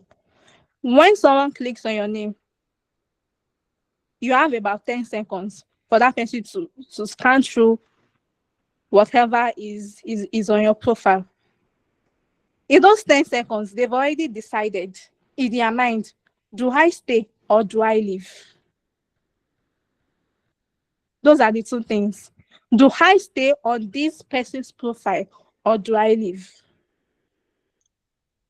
So we want them to stay, right? That's the goal. We want them to stay. Now, for us to make them to stay, there are some things that should be put into action. Now, number one, your profile picture. First thing is your picture. If you don't have a profile picture, you're already losing opportunities. LinkedIn itself has shown that profiles with pictures get way more views than profiles without picture. Go and do your research. So this is nothing about this is not optional. It is a must, compulsory. Now I know the next thing people will say, I don't have a professional picture. Should I go to a studio? You don't need a studio. You don't need a professional photographer. You need simple things. Just a good phone, good lighting, clean background. Now, you might not have a good phone. Ask your friend to borrow you your phone for 2 seconds. See, it is part of your story that you will tell in future. You to be like, when I wanted to start this journey, my friend borrowed me his or her phone. It is part of the story you will tell. Just for a few seconds. You are not holding on to the phone for a very long time. And it's just one picture you need. So look for a good phone, good lighting, a clean background, and most importantly, your face should be clear. All these Snapchat filters is not needed for a good professional picture for LinkedIn. There is no need for sunglasses. No group pictures where you crop yourself out. No, we don't want that. We don't need your full body shots. We need your head shots, a professional picture that is clear. And you make sure you dress professionally in that picture. Not singlets. Not where you are going to put on shirts, then fly your collar. You can even put on your lab coat, but it should fit in perfectly. You know, it already tells people that this is your field. Very simple, very clean, and very, very clear. Now, the next is your banner. On LinkedIn, we have something we call banner. Now, this is where most people miss it completely. Don't worry, like I said, I have like a visual sample on that PDF.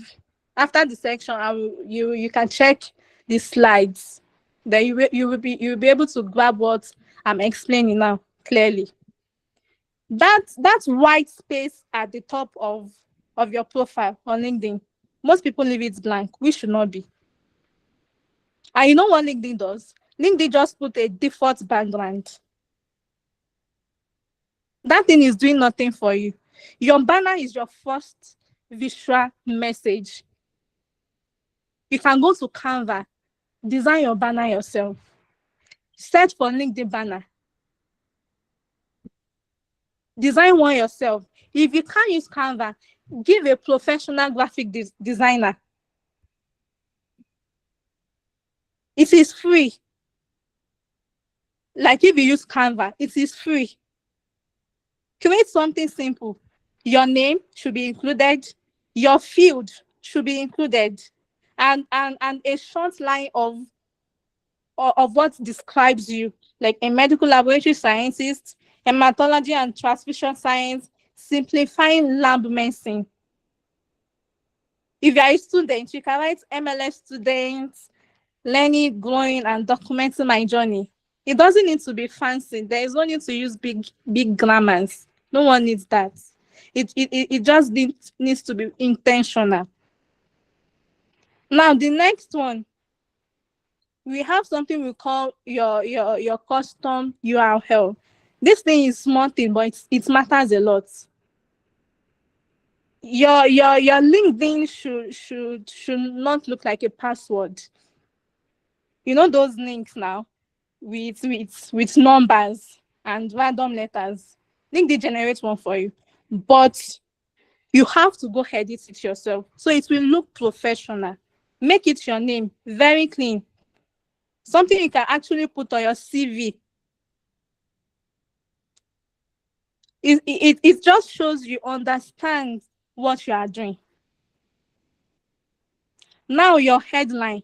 This is very important because this is where most people get it wrong.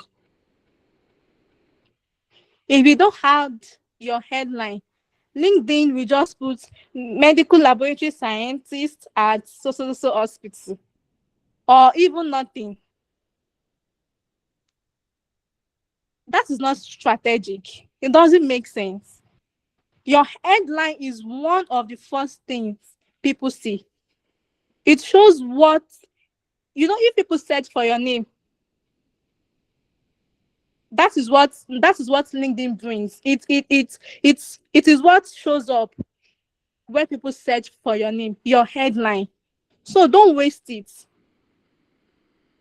And your headline should answer three things: who you are, what you do or focus on, and what value you are going to bring. I'm repeating it again: who you are, what you do, where you are going to, or the value you bring. Those are the three things your headline must contain. So, for example, instead of MLS at General Hospital, you can try something like medical laboratory scientist, hematology and blood science, passionate about lab visibility and patient-centered diagnostics. Does that make sense?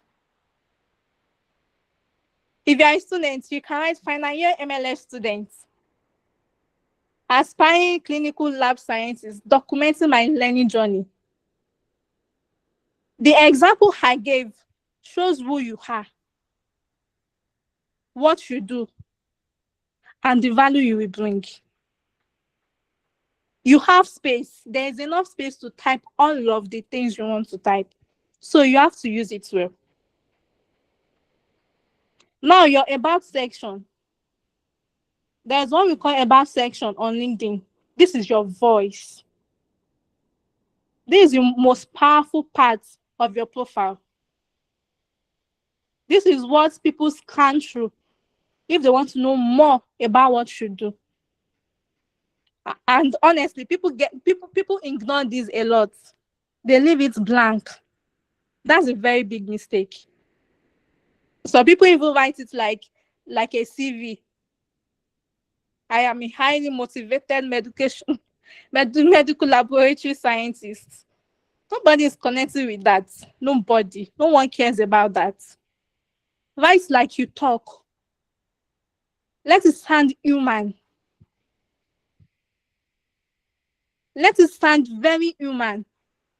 You can start with something like, okay, every diagnosis has a laboratory scientist behind it. I am one of them, and I'm passionate about making our work visible. Then continue.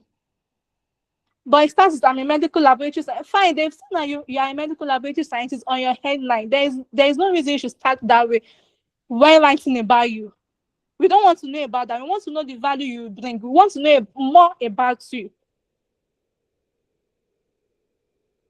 Then tell your story, where you are trained, what you focus on, what drives you.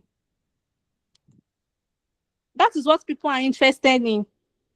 Then you can end it with something like, connect with me, follow me for, let's collaborate.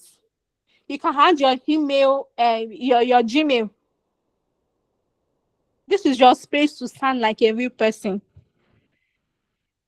It makes you know that, yes, this person knows what he is doing. Use that space well.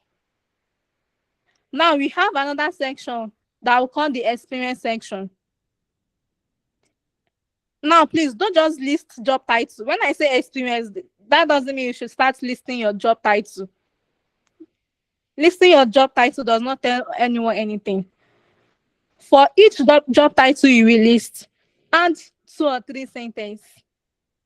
Add 2 or 3 sentences. What did you actually do? Is that your job? What were you responsible for? What did you learn?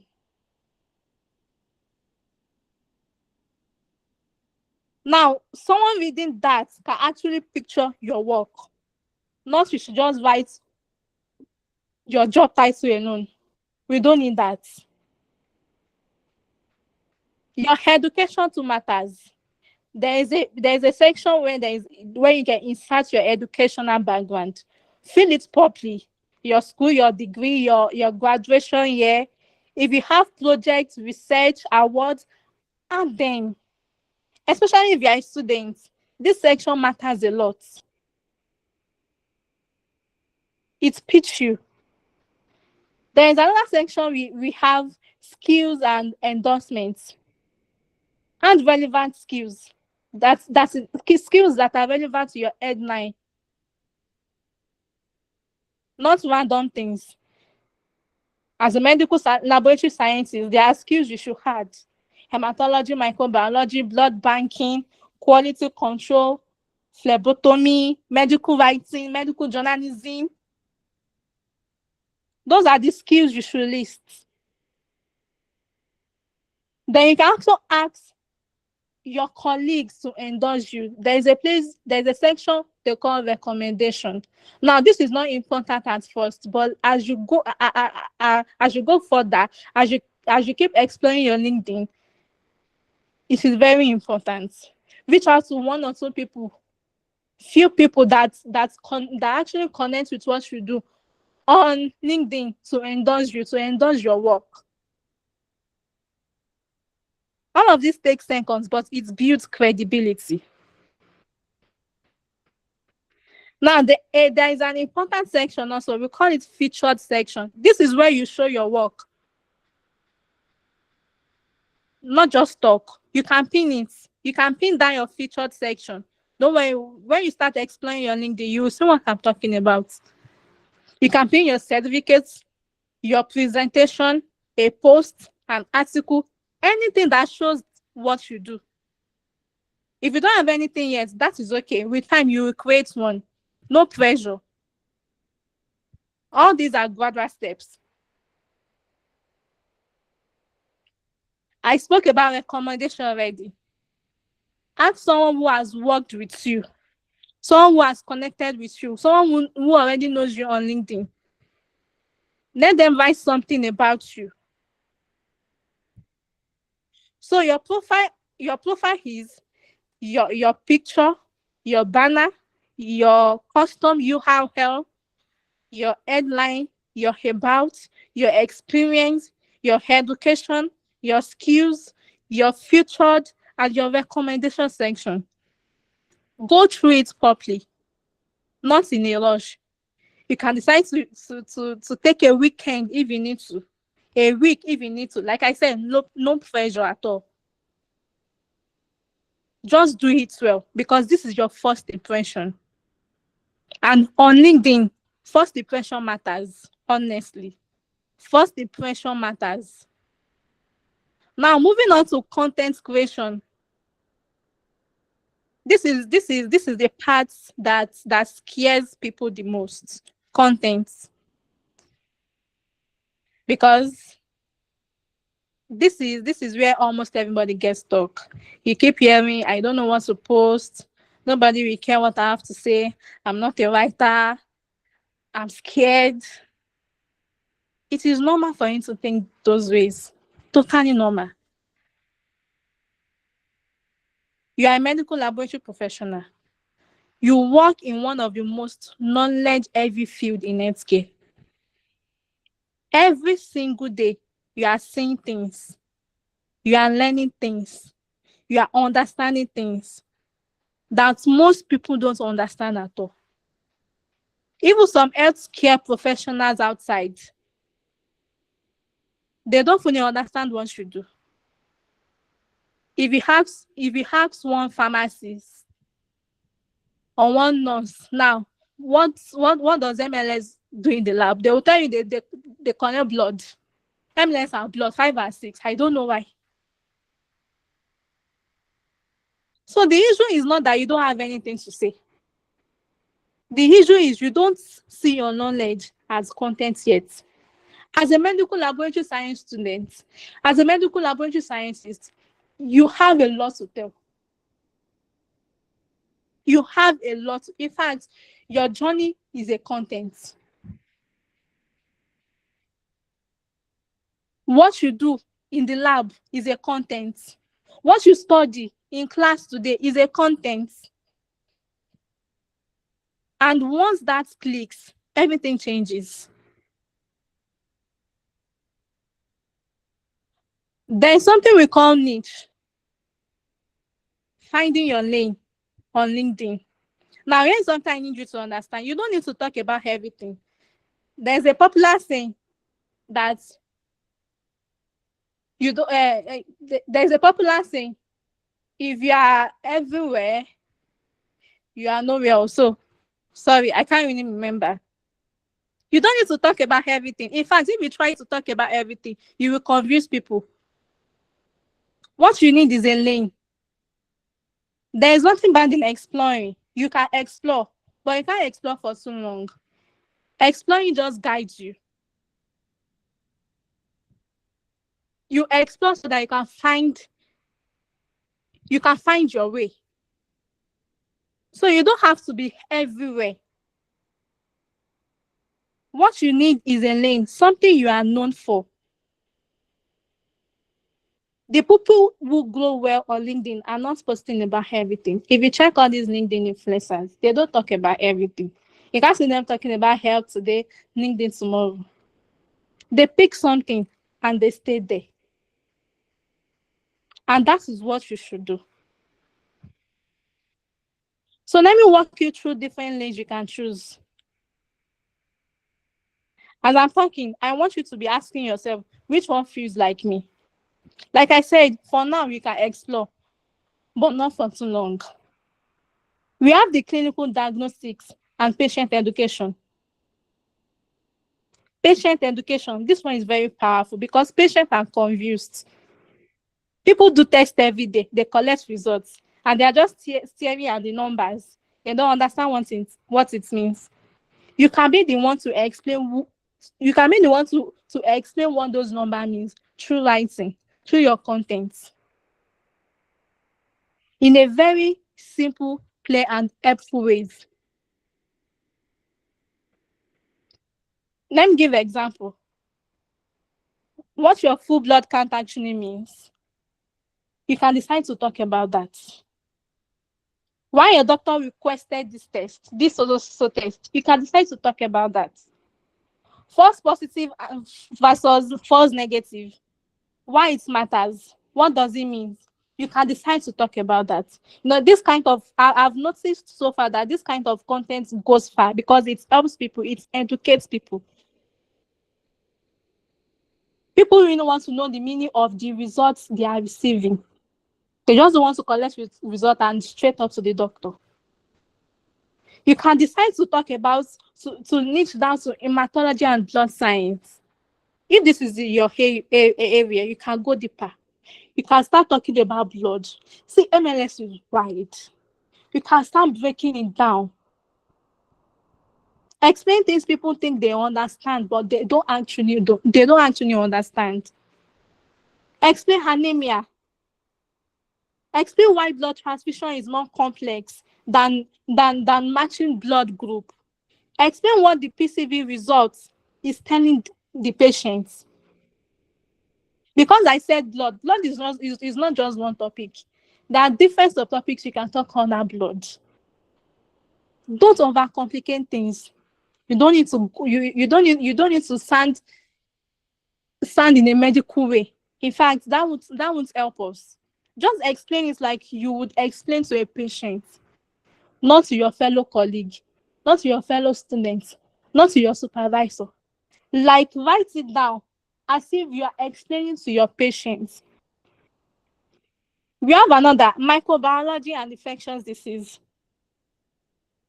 Now, this one is big, especially now. People are now aware about, they are more aware of infections here and there, bacterial resistance, but they still don't understand what it really means. You can simplify them.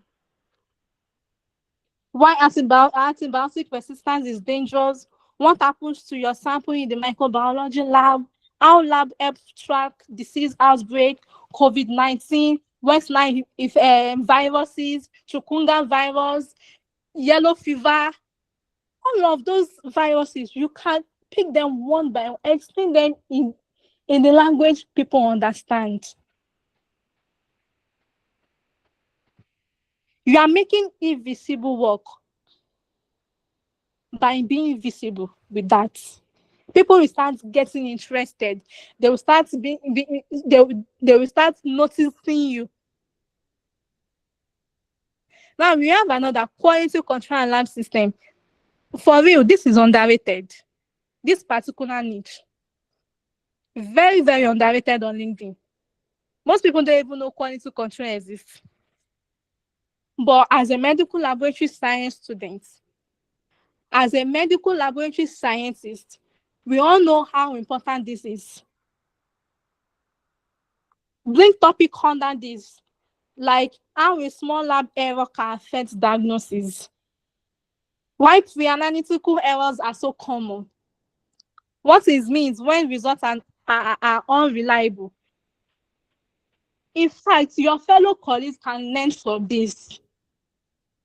Because let me tell you, some medical laboratory scientists don't even know what they are not familiar, they're not really familiar with what quality control is. All they do is just to work in the lab and get out. But talking about this, picking this as your niche can make you more visible, can interest a lot of people, because this niche, honestly, it is very underrated on LinkedIn. We have another that we call medical writing. This one, I want you to pay attention, because a lot of lab professionals don't even realize this part exists. They think, okay, medical writing, just write.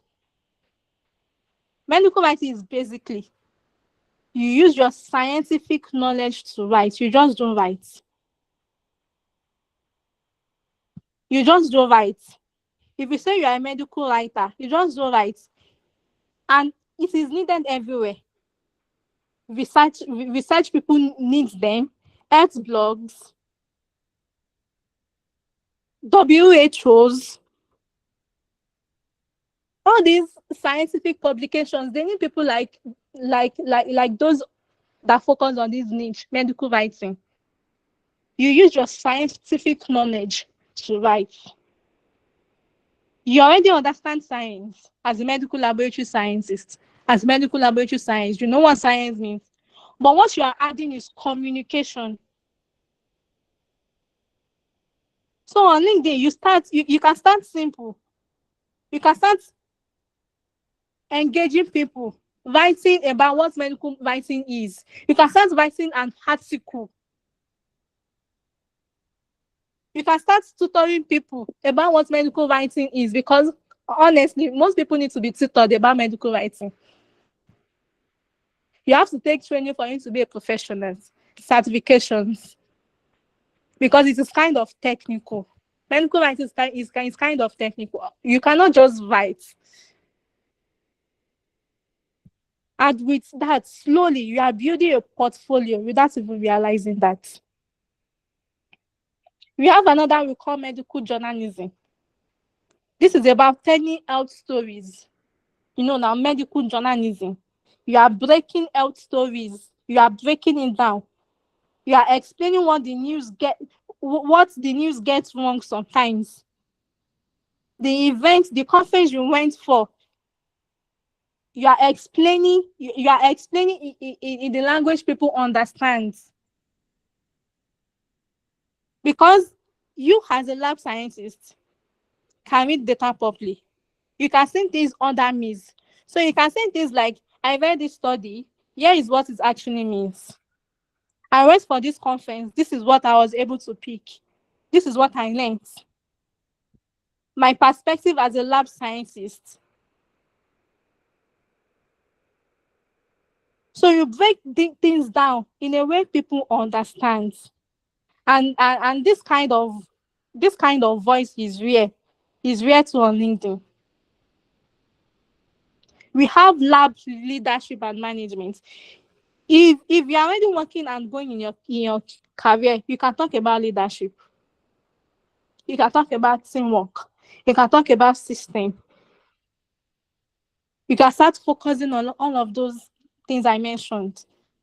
Talk about what makes a good lab leader, how to manage pressure in the lab, what I've learned working with a team. This positions you differently. You can't talk about everything. There are a lot of things to talk about. We also have people that are into global lab health and advocacy, especially in a place where resources are limited. This is where your voice can actually create impact. You can talk about why labs need more funding, why recognitions matters, what challenges lab professionals face. In fact, this is a very powerful content. As a student, you can start talking about your career journey. You don't need experience to start. Your journey is content. Your conviction is content. Your growth is content. You can talk about what I learned today in clinical posting today, a mistake I made, and what it taught me, a concept that finally made sense to me. People connect with real growth.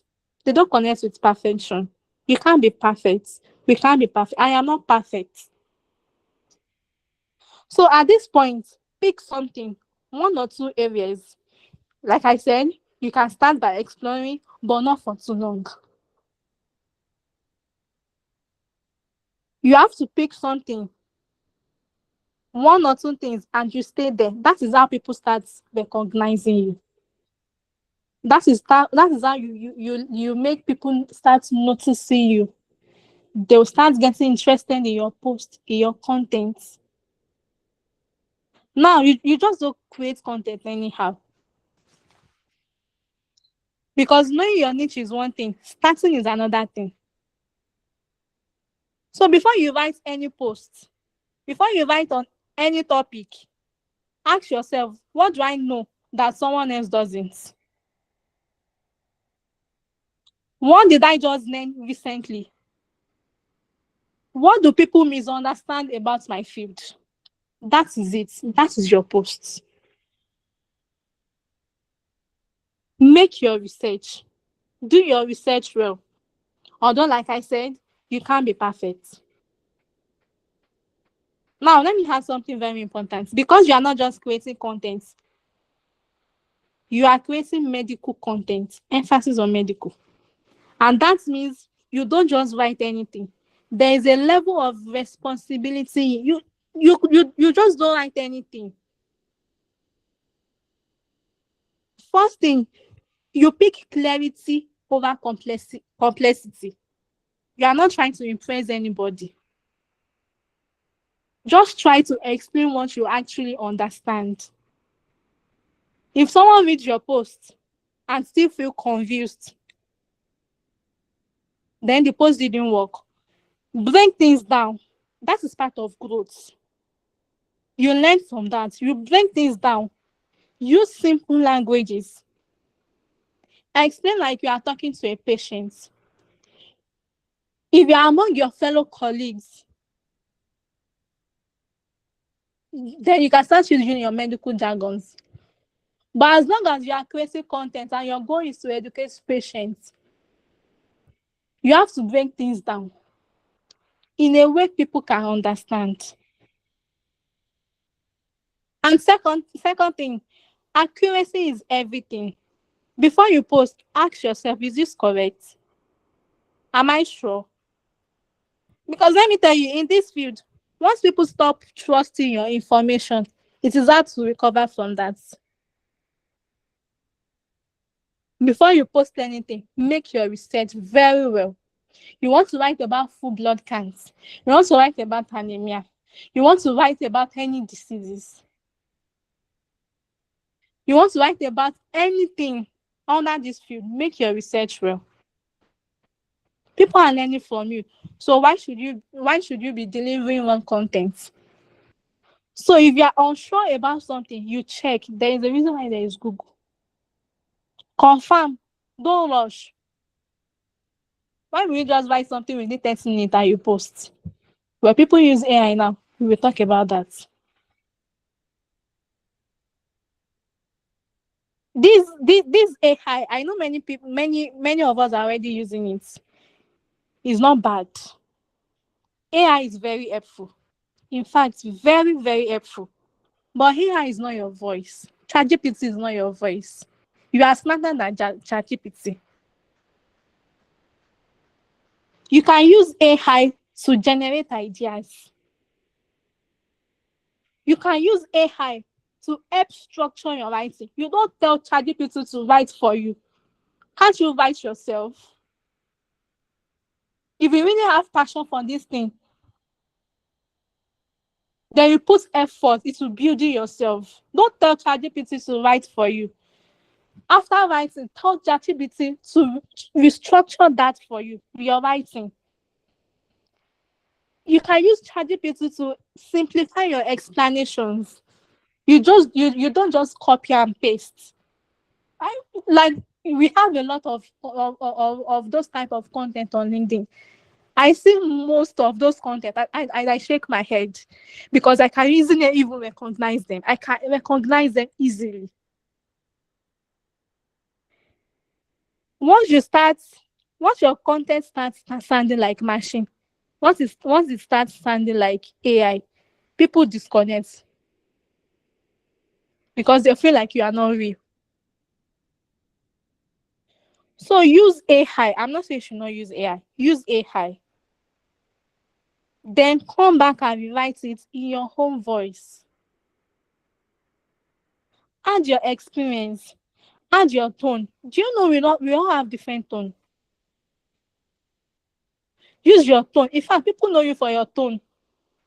The moment they see this post, they can easily say, "Oh yes, this is from so person." That is what makes it yours. We use AI to save time, to help you get faster, to improve structure, to simplify complex idea. And sometimes you can use AI and you can be wrong. Sometimes AI deliver wrong content. AI sounds generic. There are some words that AI used. Like once I see it, I can point this out that this is AI content. It removes your personality. And if you depend on it too much, you stop thinking for yourself. You stop thinking for yourself. So the real skill is balance. You are balancing. You are balancing accuracy, clarity, and originality. That is what makes your content powerful. See, you don't need to overthink this. Just pick simple formats. If it is text post, written post, write your thoughts. Write what you want to simplify. Very simple. If it is carousel post, carousels are small slides that explain something step by step. If it is article, go for article. If it is newsletter you want to focus on, do that. Start small. Don't try to do everything at once.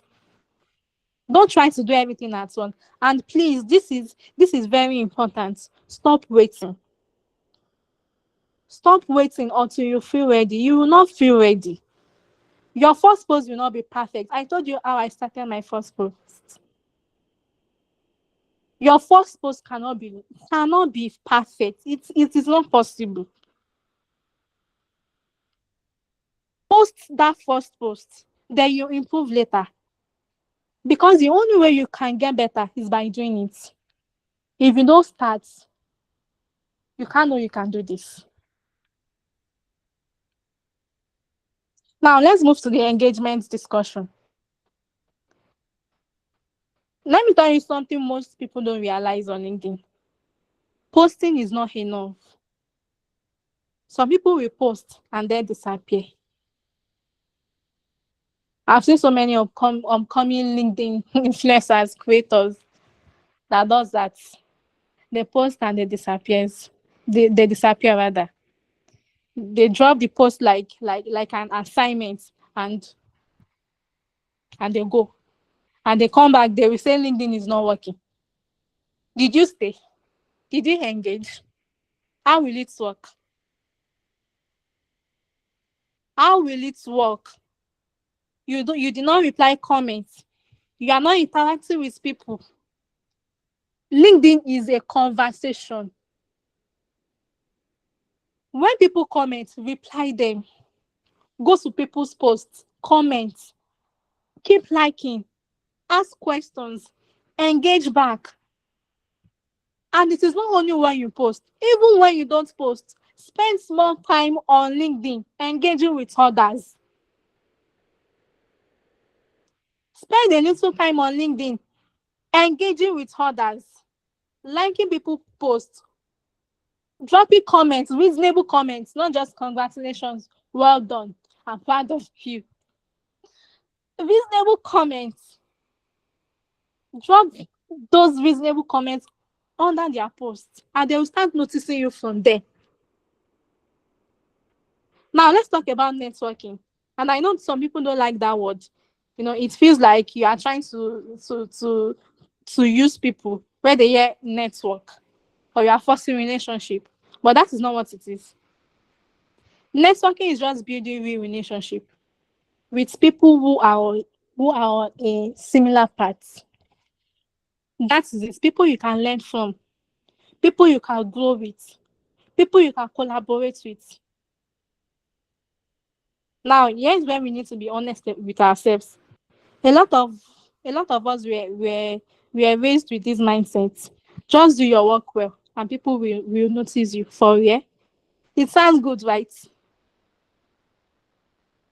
But in reality, that is not a career strategy. You can't just do your work well, and people will start noticing you. Because if nobody sees your work, they cannot choose you. Connect with intention.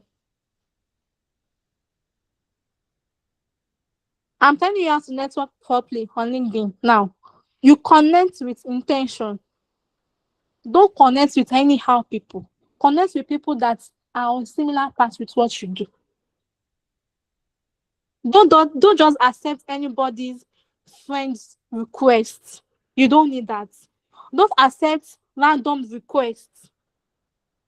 Be intentional. For people in your field, you can connect with medical laboratory scientists. You can connect with doctors. You can connect with public health people. You can connect with nurses. You can connect with any healthcare professionals. People in your organization you admire. Your mentor, connect with them. But don't just connect with random people. Connect with people around your field, around your need, around what you do. Second, you can decide to enter their DMs.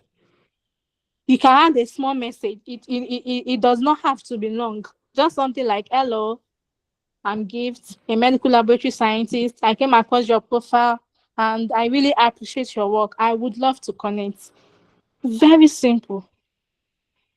Very simple. That small difference, that small message makes a difference.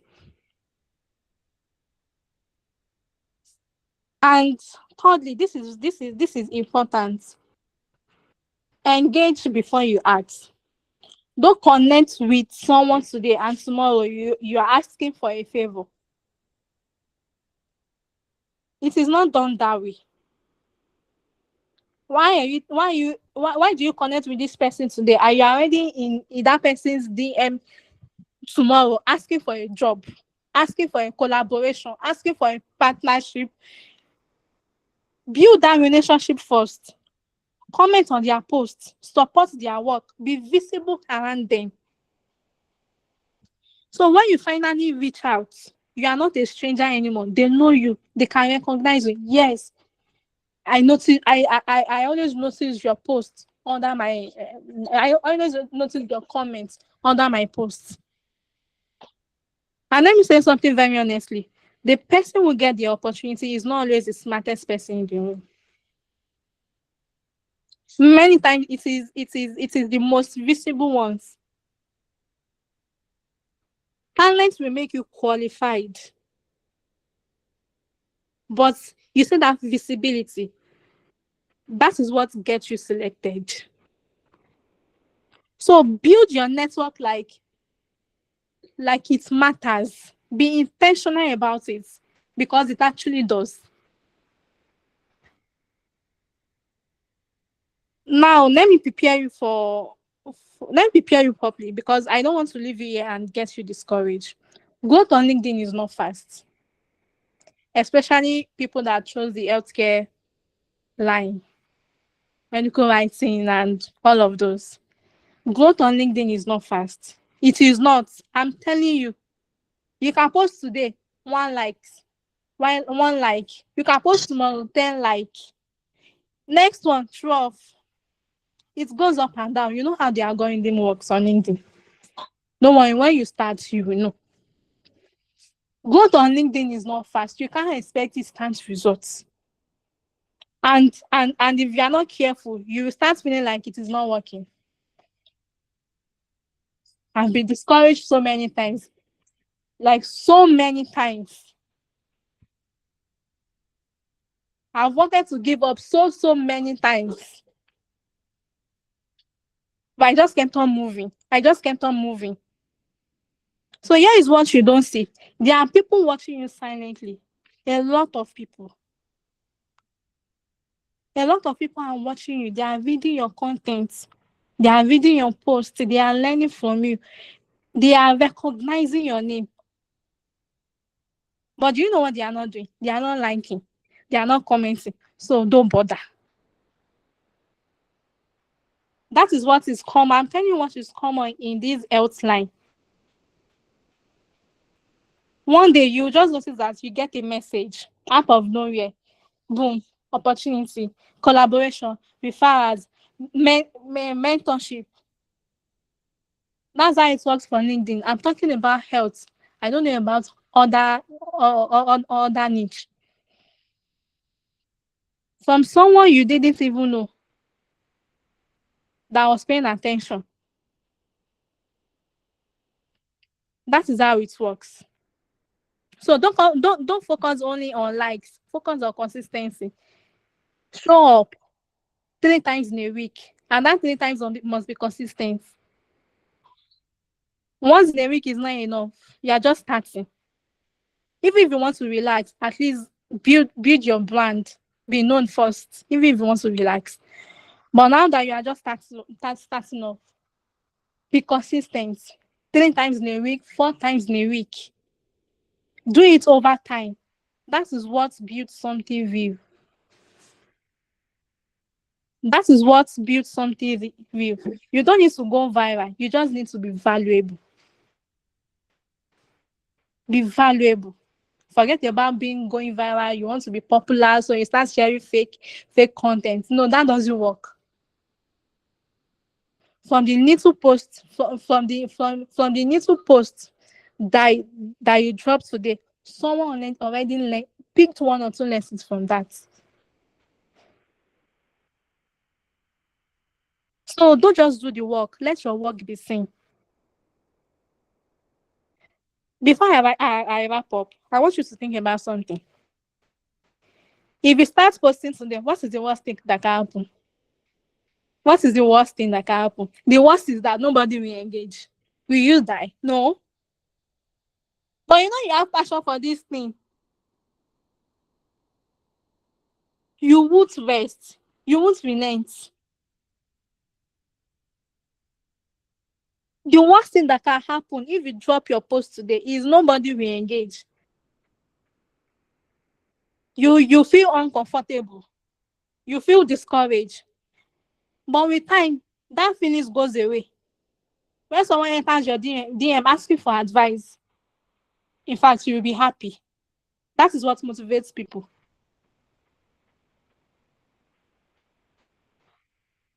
So, what if it works? What if 6 months from now, people start mentioning your name? People start reaching out to you? What if a student somewhere reads your post and you become the person that helped them understand something? And that is what is on the other side. And that is what you are delaying when you keep waiting. I want to speak directly to every medical laboratory professional here. You chose a field that is not easy, a field that requires precision, focus, deep understanding. You understand the human body in ways most people don't. Every diagnosis a doctor makes is built on data, and a lot of that data comes from you. So let me tell you this. You are not a background character in healthcare. You are part of the foundation. But if people don't see that work, if your knowledge stays only inside that lab, then the world would fully understand your value. The profession will continue to be overlooked. People won't know what MLS is. They won't know your name. They won't know this is what you do. That is why LinkedIn gives you a chance to change that. You don't have to pretend. You don't have to act. You don't have to be what you are not. Show up as your real self.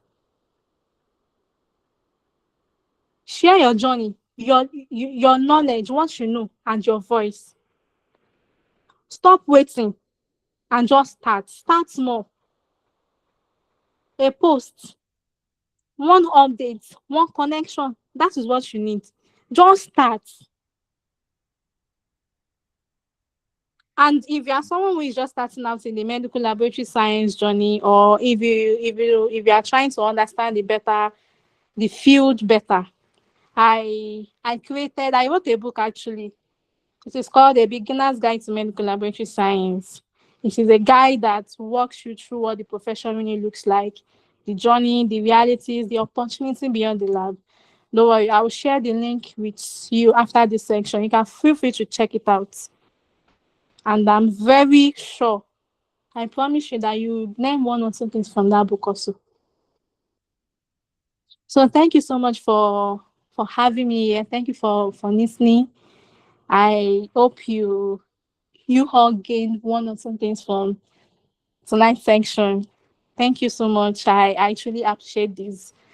God bless you. If you have any questions, kindly please let me know. I'll make sure to answer the questions. Thank you. Okay, thank you so much, Ma. Wow.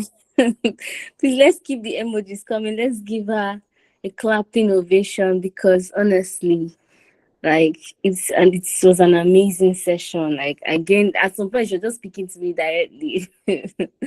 Honestly, yeah. So, like, one thing I got, like, people connect with real growth. They don't connect with perfection.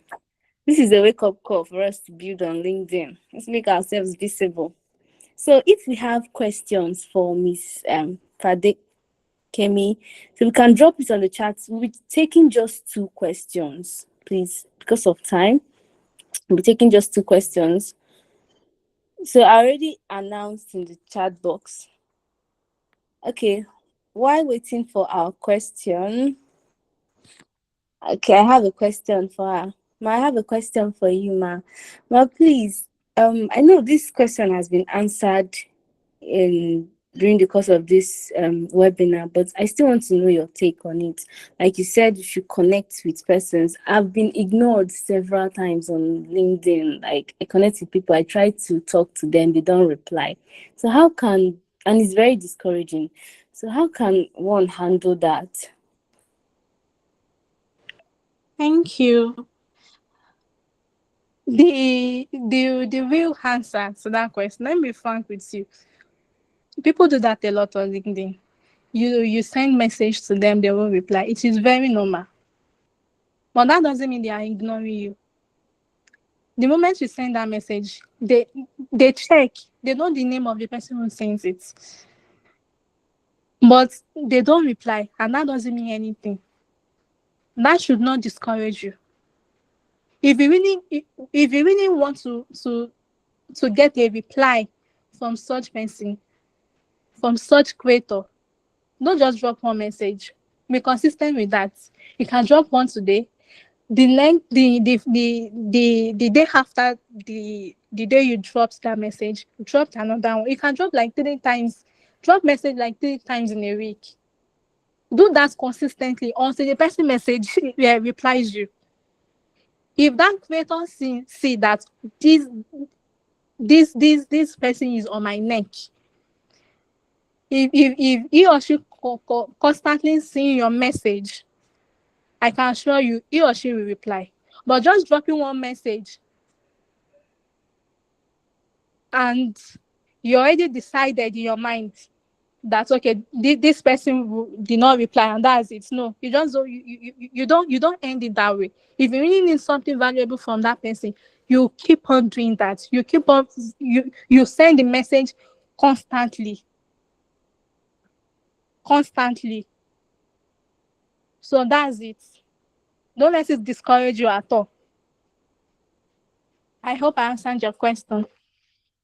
Yes, ma. Thank you so much. At least I know the problem now. Consistency. I just drop a message, and once I see that they don't reply, I just move on. Because most creators are actually busy. They're actually very busy. So for them to notice you, for them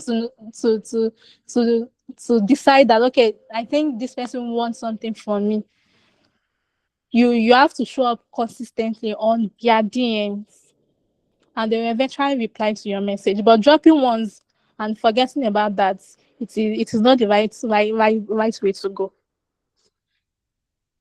Thank you. Okay, thank you so much, ma. Thank you so much. So I just opened the chat box. I didn't find any question. So maybe if we have questions later, we can. Okay, there is one more question. We'll just take this one question. Said from Eboro Praise, as a professional whose content speaks to people generally and addresses societal issues, would it be okay to connect with people in other fields too? Ma, did you Sorry, get? I'm trying to get the question. Okay. The question goes this way. As a professional whose content speaks to people generally and addresses societal issues, would it be okay to connect with people in other fields too? Other fields like The person didn't say. It's just in other fields. I think the person might be speaking to other field outside the medical profession or something. like I Yes. said, you don't just connect with people. Don't connect with anyhow people. Connect with people that is around your field. As someone who talks about this, you have no business with connecting with virtual assistants, graphic designers. Why? They are not very okay. Connect with people around your field, around healthcare professionals. Those are the ones that can bring values to you. Fine. If anyone outside the field sees your content and likes it, enters your DM, you can try to consider based on what the person brings, based on the kind of message the person drops. Did I answer your question, please? Ego praise. I'm sorry. Have I answered your question? Okay. I think maybe he's not close by. Ebro, please, can you? Okay. Thank you so much, ma. You can I react think with thumbs up if you're okay Yeah. with that. Okay, he said yes. He's answered this. Thank you so much, ma. Please, let's give her a clapping ovation. Thank you so much, ma. Thank you for that wonderful insight. So, okay, thank you so much. So we'll be calling on our founder with a clapping ovation still. Let's keep the emojis rolling because without him, we wouldn't be here. We wouldn't be here actually. Without him and the co-founder and the other team that made this possible, this webinar happen, we won't be here to gain this insight. So we keep, if I love the fire, honestly. So let's keep on clapping as I call on Sir Chikodiri Samuel. Right.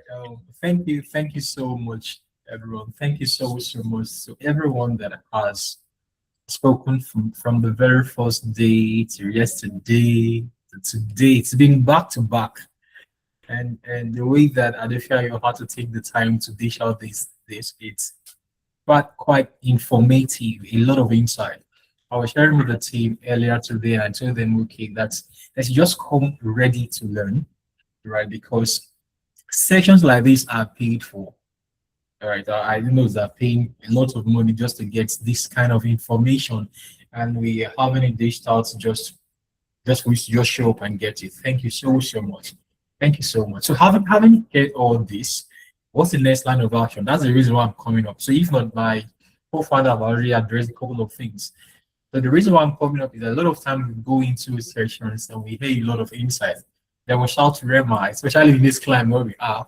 For those of us that are not in this climb, if you attend a service or a church in where we are in sub-Saharan Africa or in Nigeria, you still be shouting Rema, ride on Papa, ride on, and all that.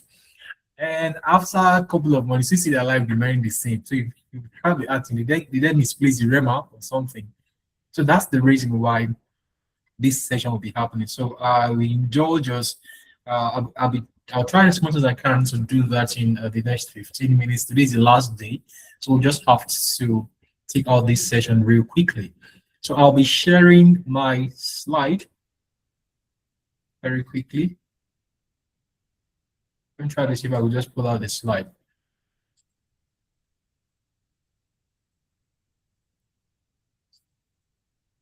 Can we all see hear me, please? Yeah, we can hear you. All right, awesome. Let me see. I'm actually on two devices, so I'm just trying to see if I could just get the slide on any of them. But if I'm able to do that, to just mean that, because I'm also recording to fix the recording.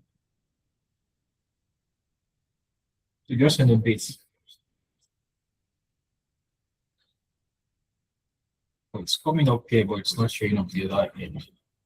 Let me please a second device to bring up the slide. For 1 second, please.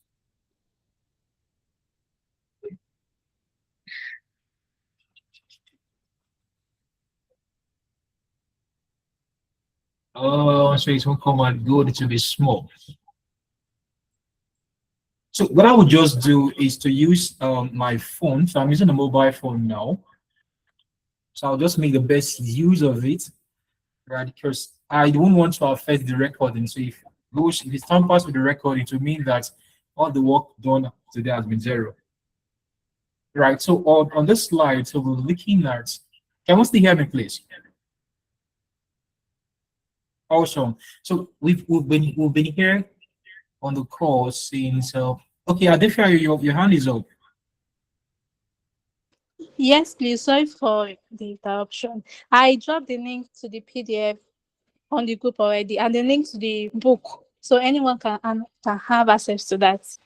Thank you. Okay, awesome. Thank you for sharing that. Thank you so much. Please, the moderator, you can also get that on the group so that it doesn't go out when we end the call, so everyone can access it as well. Thank you so much for sharing that. Thank you. Real good. So for the action step, we've all had a lot of insight from the very first day.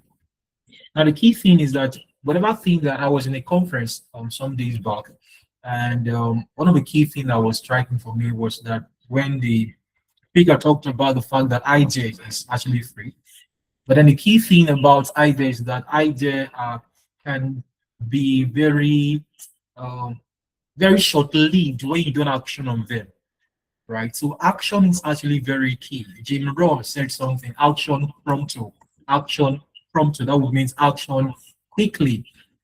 I definitely mentioned that what is stopping you, what will stop anybody from starting today? It's you can't have a perfect start, right? You start, you learn in the process, right? So in doing that, what my slide will be addressing would be that what are the key things that we can do or we can be doing as individuals, having heard all these things, right? The key thing that we could do now is to take action.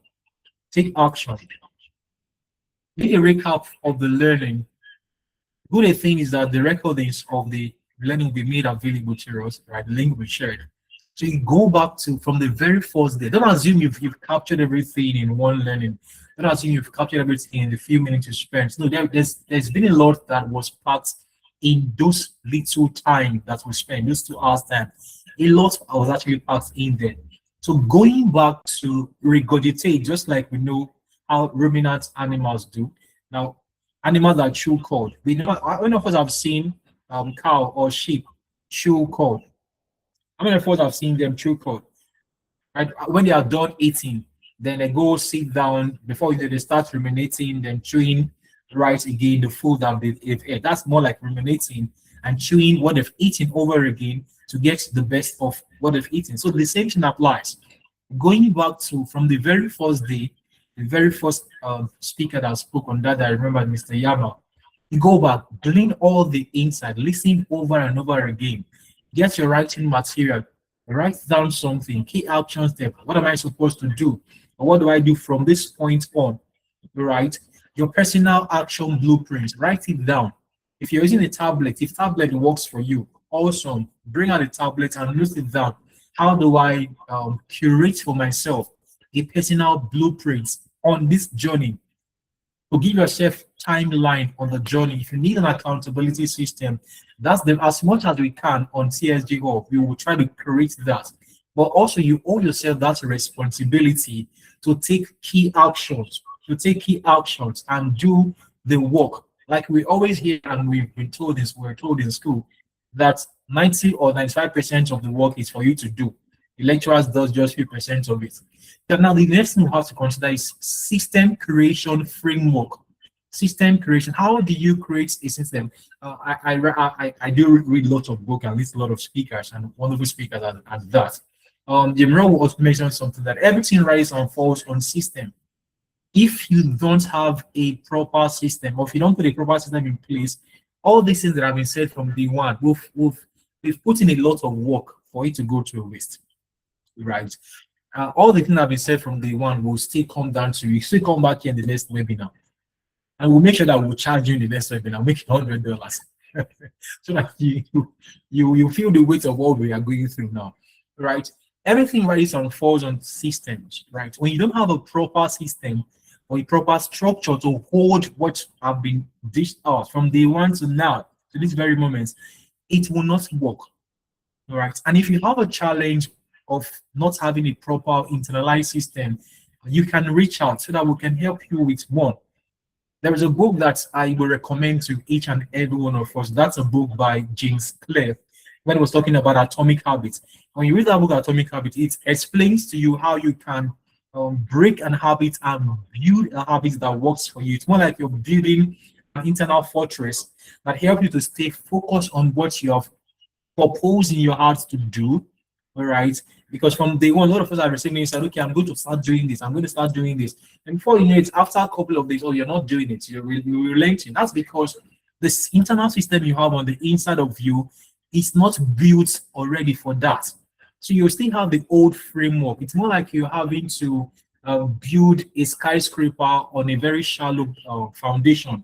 It will crumble, it will not stand, right? Which will mean that for you to build a skyscraper on a good framework, you have to dig deep into the foundation. So if the structure you have on the inside is faulty, it will not stand, right? So it will mean that there have to be a restructuring of the internal framework we have already. That's the reason why we have TSJHub. So we restructure that, we'll put a plan, like the next one says, 30 days plan, 60 days plan, 90 days plan, one of the things that psychologists have studied, and they've come to see that whatever thing that you could do consistently, that's where consistent comes in, and visibility. You could do that consistently for 21 days. You tend to build that, it becomes an habit for you, right? But having a 30 days plan, build up framework before you, okay, why do you think some people don't normally use the word, I'm not this kind of person? That's because over time they've come to agree with themselves that they are this kind of person. And they started living that way. They started seeing themselves that way. And others will also see them in that same lens. All right. So having to put in a structure, we have to break in the structure that is not working. So the right word not to use navigation will be to reinvent yourself. So for every person on this call, we're going to be doing a lot of reinvention of ourselves and putting in the proper structure that should be able to house all this things that have been said over the past 3 days. All right. So putting plans and structures in place. Right. So on the next one we'll look at now will be that your 3 days learning journey. Right. So I'm just going with my, I'll just have to do thing two with this. I cannot start the one I have on my laptop because that will affect the recording. So your strategic growth, day one could be strategic growth. Day two could now be on your visibility, and day three is that will now consider career navigation. There are key things that we have to now point out. Defining your professional vision. What does a professional vision look like? What will you say your professional vision looks like? What are the things you identify as a key thing you have to grow in? Your personal branding, just like Adefia was mentioning, a little bit have also talked about it. How is your personal branding now? What's your plan for it in the next 30 days? And then two, how do you plan to amplify your voice, right? Both online and offline. How you present yourself matters, whether in school or at your workplace. How do you present yourself? How do you present yourself, both online and offline? How do you present yourself? Networking with impact. What are the things you're putting in place to ensure that you're very intentional? Intentionality has been coming over and over again from the very first day to now. You must be intentional. We should be intentional. Right? That's the reason for this. That's the whole essence of this webinar. Right? In career navigation, navigating your career, we've overemphasized or we've been emphasizing on mentorship, knocking on doors. Right? Ms. Stotler mentioned it. Knock on doors, knock on windows, get to meet with people, send DM, go into their DMs, ask questions. Right? If you just stay like that alone, nobody will come to you.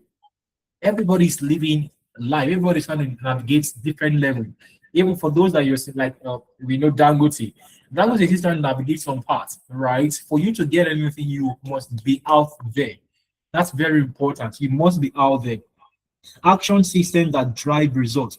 So one key thing that you also have to know is that you have to reevaluate what you are doing every week, even if it's daily. Daily, try as much as you can to evaluate yourself. What I did today, what impact did it make, or what did it add to my progress in the journey I'm embarking on? So if those things are not adding value to your progress, cut it off. If it's relationship, if it's your friends, if it's those that you're currently keeping as your friends now or past, they are not adding value to what you want to see in the nearest future. It's good, just put a scissors to it, right? You're not enemies, but then they are not adding key values to where you want to be. All right, so stay the momentum. Now I'll be real fast now with this now. So the next one key thing we've looked at now, the bringing the knowledge gap from knowledge to results. So we're looking at, we've heard a lot of things about knowledge. We've gotten a lot of knowledge about key things that we have to do. Now the gap part now will be now for us to evaluate. What is the gap analysis? We have to do a gap analysis for ourselves. Let me try to put it. Okay, it still works. Great. What is the gap analysis we have to do? We have to do a personal gap analysis, right? In a situation where we have to say, okay, we want to get to point B, but we are in point A. What are the things that I have to put in place? I remember in the session that we had, the senior biomedical scientist in the person of Idris talk to us about yesterday.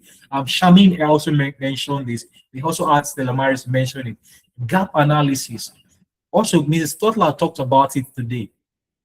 I want to get to this point, but then I'm at this point. What do I have to upskill? In what area do I have to upskill to be able to be the person that is suitable for that point I'm heading to? So you evaluate yourself, right? Webinars like this provide you with the insight, but you have to now take all the insights you've received and do a personal evaluation, right? With the personal evaluation, you're able to know what thing you want to progress on and what thing you need to take out, right? That's the only way you can get reasonable results, right? So we're talking about actionable steps. Now, your personal action blueprint. The first, just like I've mentioned, in this framework that we have, in this 4 framework, the first thing you have to do now is not just to shout. Let's not be like that parable that Jesus Christ gave, the parable of the sower. where the sower sowed. Then some fell on the good soil, some fell on the rocky soil, some fell on amidst thorns, right? Then when he was giving the explanation, one of them was the one he mentioned, those that received the word, and they were excited, they were joyful, right? Only for challenges to now come. The reality of life hit them, and they started losing the content they received, right? And those things didn't grow. Let's be like the good soil that when we receive all this word, we go back, we reflect on it from the one to now. We reflect on it. We prioritize what are the things we need to put in check. Prioritize some things.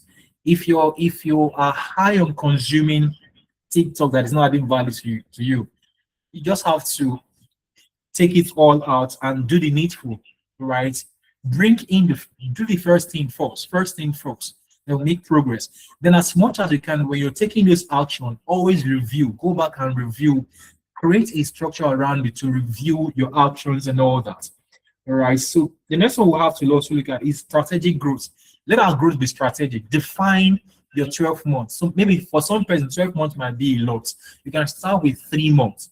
Define your 3 months. You identify top 3 growth levers. Levers in this sense is more like leverage. What are the springboard you want to employ? Audit your personal brand today. It's very important. Audit what do people know about you? What is the reputation that people have about you when they mention your name? What comes to their mind? I think I will mention that what comes to mind when they hear your name, right? All right. Initiate one strategic partnership this week. Very important. Very important. Take that bold step. Don't use the excuse of I'm an introvert. I'm also an introvert too, right? But then necessity is laid that you have to just leave your comfort zone, right? Using the word I'm an introvert is more like you are leading to staying in your comfort zone and not want to grow. If the seed says that, because the seed, the potential of the seed is actually inside the seed, true or false? True or false? Can I get a reaction if it's true? It's inside the seed. If the seed decides to say, I'm an introvert, nobody will eat food again. That's what it says. Because the potential will be kept inside the seed. It goes into the soil. It tells you, no, farmer, I'm an introvert. I will remain inside. I'm not an extrovert. I'm not supposed to come outside. It stays back in.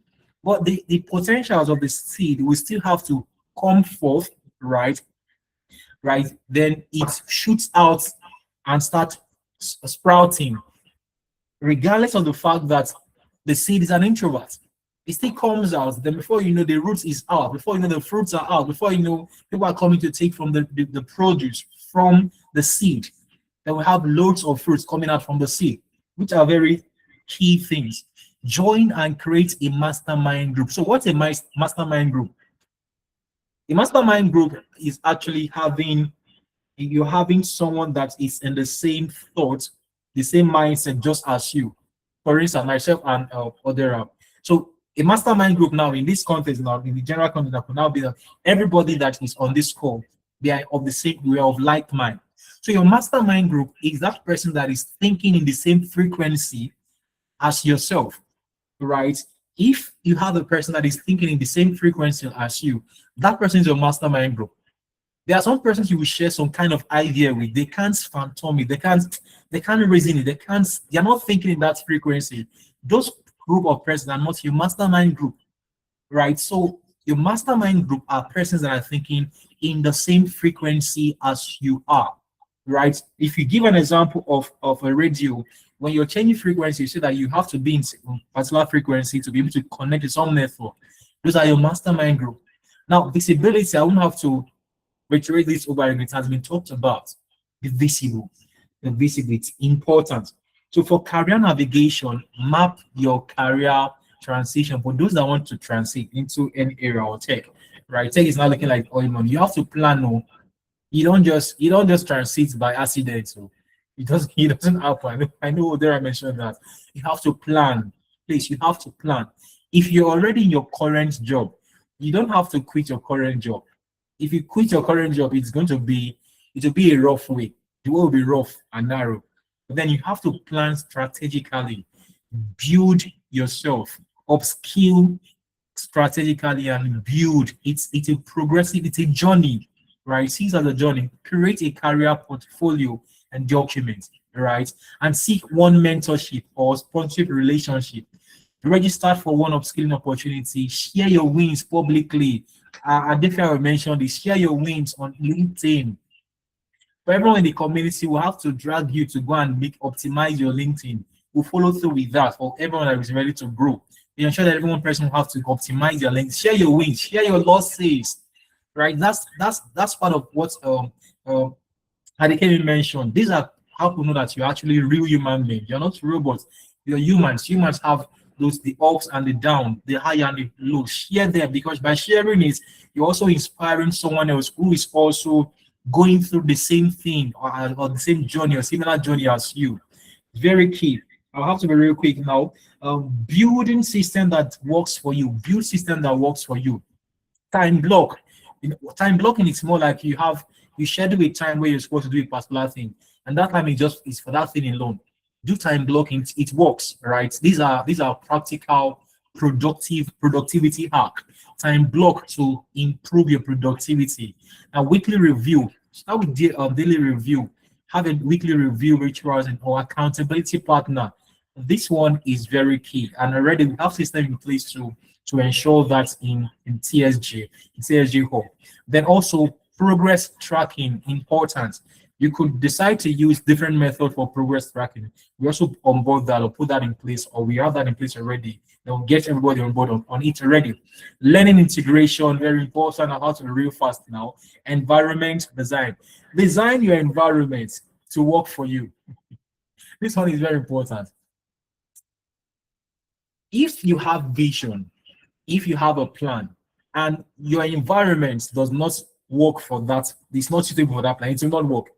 For instance, if I want to decide to be working out every day, if I don't go run the next day, right, or go to the gym, I must have prepared my running shoes, right, all right, and everywhere I'm supposed to be the next day, put it by the side so it's easy for me to access. That's one of the things that Atomic Habit tells you.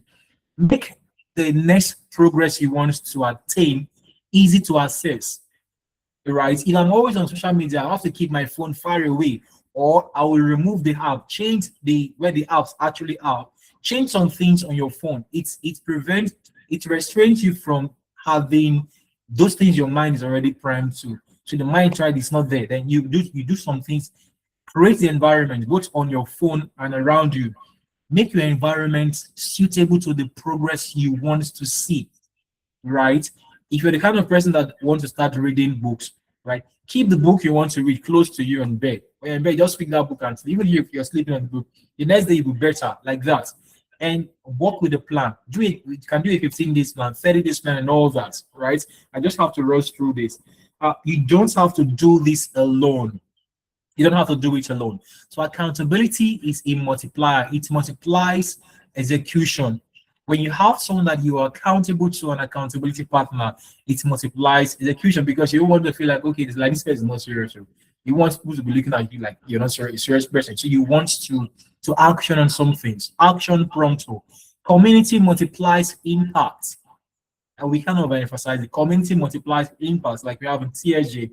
So we have to have that accountability habit, and the community power is also very, very important. I'll run through the slide. Don't worry, we'll make the slides available for everyone present. Right? Do these 3 things before you sleep tonight. Write your action it's a new week, interestingly. Write your action list for the week. So let's go and do that weekly. Write your action list for the week. Test your accountability partner. For those that don't have, who do that, right? And share your number 1 takeaway online. Now we're done with this today's webinar today. Share your takeaway go to LinkedIn. Share your takeaway. Tag Adekemi. Tag TSJHub. Tag Miss Stotler. Share your wins. Right? Share your wins. Hope I'm not the only one screenshotting my gallery. My gallery don't true. Share your wins. Interestingly, when you share your win, this small win, you don't have to wait until when you receive a certification from Harvard. The little wins has a way of priming your mind to go and achieve more. That's what it does. That's what those I am happy to share. I am happy to share that I have started this. It triggers some kind of promoting you. and prime you to go and do more, right? So share your wins, no matter how little it is. You can come and share. I'm happy to share that today I read one chapter of a book I bought. Then I'll share the insight you got from the chapter. Those are tractions of progress, right? I think that's the end of the slide. Now, you've invested 3 days in your growth. Now let's make sure that these days that we've invested in this growth counts. Let's make it count, right? Let's not make it go to a waste. Let's make it count. And the only way we can make it count is to action promptly. That is what is called what's the word now? That's what is called depreciating value of information, or depreciation value of intent or intention. When you allow something to stay for too long and you don't take action, the zeal or desire to do those things will start to depreciate, right? It start depreciating. So action prompto is the key thing. So the post-webinar program that we're doing will be to create a system that allows for everyone to start taking action on all the learnings that we've gathered, right? I think at this point, that would be all on my part in presentation. So I would want to ask at this point, does anyone have a question that any of the speaker has to address? We still have Gift on the call, so she could still address a couple of things. I'm still sharing. Let me get back to the call so I can stop sharing. So does anyone have any question? We still have speakers on the call. Have I stopped sharing? I think I have. All right, thank you so much. Thank you so much. And I'll have to just do that very quickly. It was important.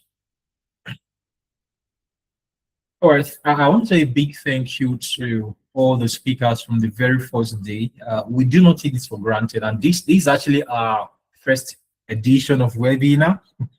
So you have to appreciate us. We tried now. We tried our first edition of webinar, and it's been a long run, but then I want to appreciate everyone present, Gift, and Dick Kemi. Thank you so much for agreeing to come on board and share your experience and journey, and that was insightful. You were just unpacking a lot of things at the same time. Thank you so much, Ms. Totler, all the way from the US. Thank you for coming to share your journey with us. We've learned quite a whole lot today. And I want to also say thank you to the speakers of yesterday, Stella Maris. We also have Shamin. All right, we also have the likes of Victor Ianacho. Thank you so much. And the senior biomedical scientists who know, we have to call a lot of them back. Person of Idris, Mr. Idris, thank you so very much for coming to share with us. We also had Harriet, right, come share with us a lot of things. Insightful share.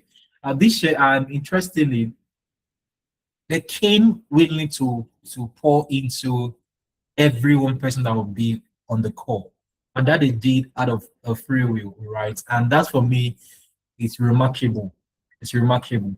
And even from the first, we had Mr. Yama who came on the way, and he had a lot, but then the time was short. We saw how he was sharing this insight, and there was still a whole lot that he wanted to unpack, right? But the time was short. Thank you so much, so Yama. And that's saying they also had Andrew EB, who also gave us a lot of insight, a lot of things. Are there questions that I'm supposed to address? Let me see. I've exhausted my invitation note for the month. So please accept Babu Adeobi invitation on LinkedIn. Okay, is that for me?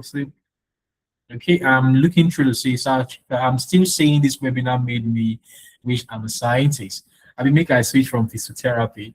No, you just have to make the I know Stella Maris mentioned that in yesterday's session, that one thing you have to do is to magnify your office. I think the great book tells us that. For those that are not Christian, the great, that's Bible. Magnify your office, and the only way you could magnify your office would be that look at physiotherapy is a professional course. Look at the key things. You can be the one person that will take your profession and look at the key things that are very pivotal, that are very key, that you can translate and make it make sense to the common man, right?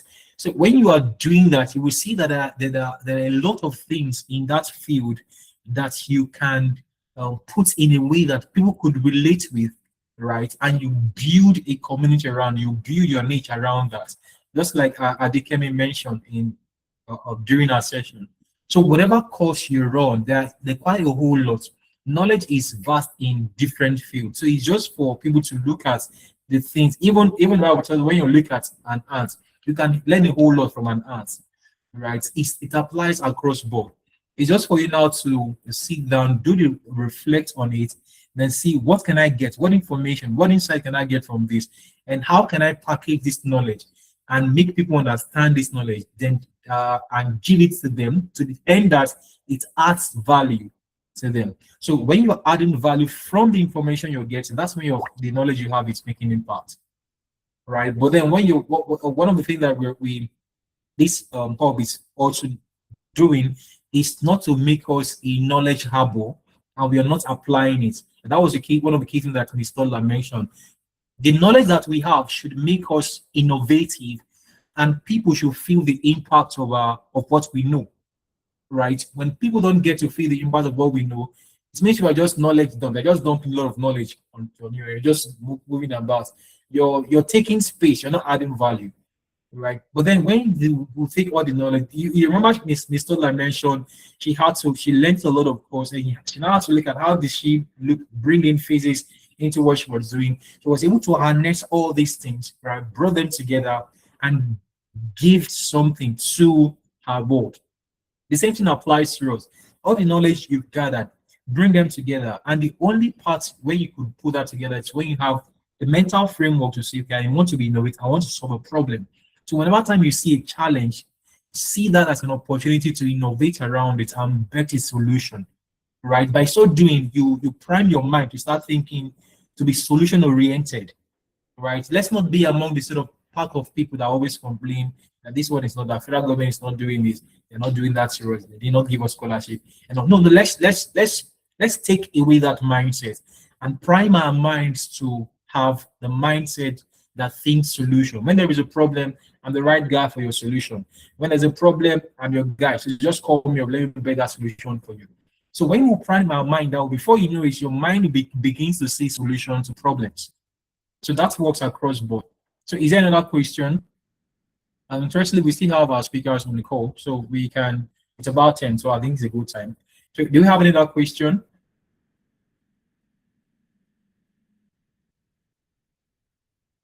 We don't want to leave the call. So can we still hear me? Please, if you could still hear me, just give a thumbs up. So I'm sure that, yeah, thank you so much. I'm also seeing my wonderful colleagues. Thank you so much, Honorable Joshua. Thank you so much. Thank you so much for being on the call. And to all the volunteers, I must take the time to appreciate everyone that volunteered. So let me stop recording so that this is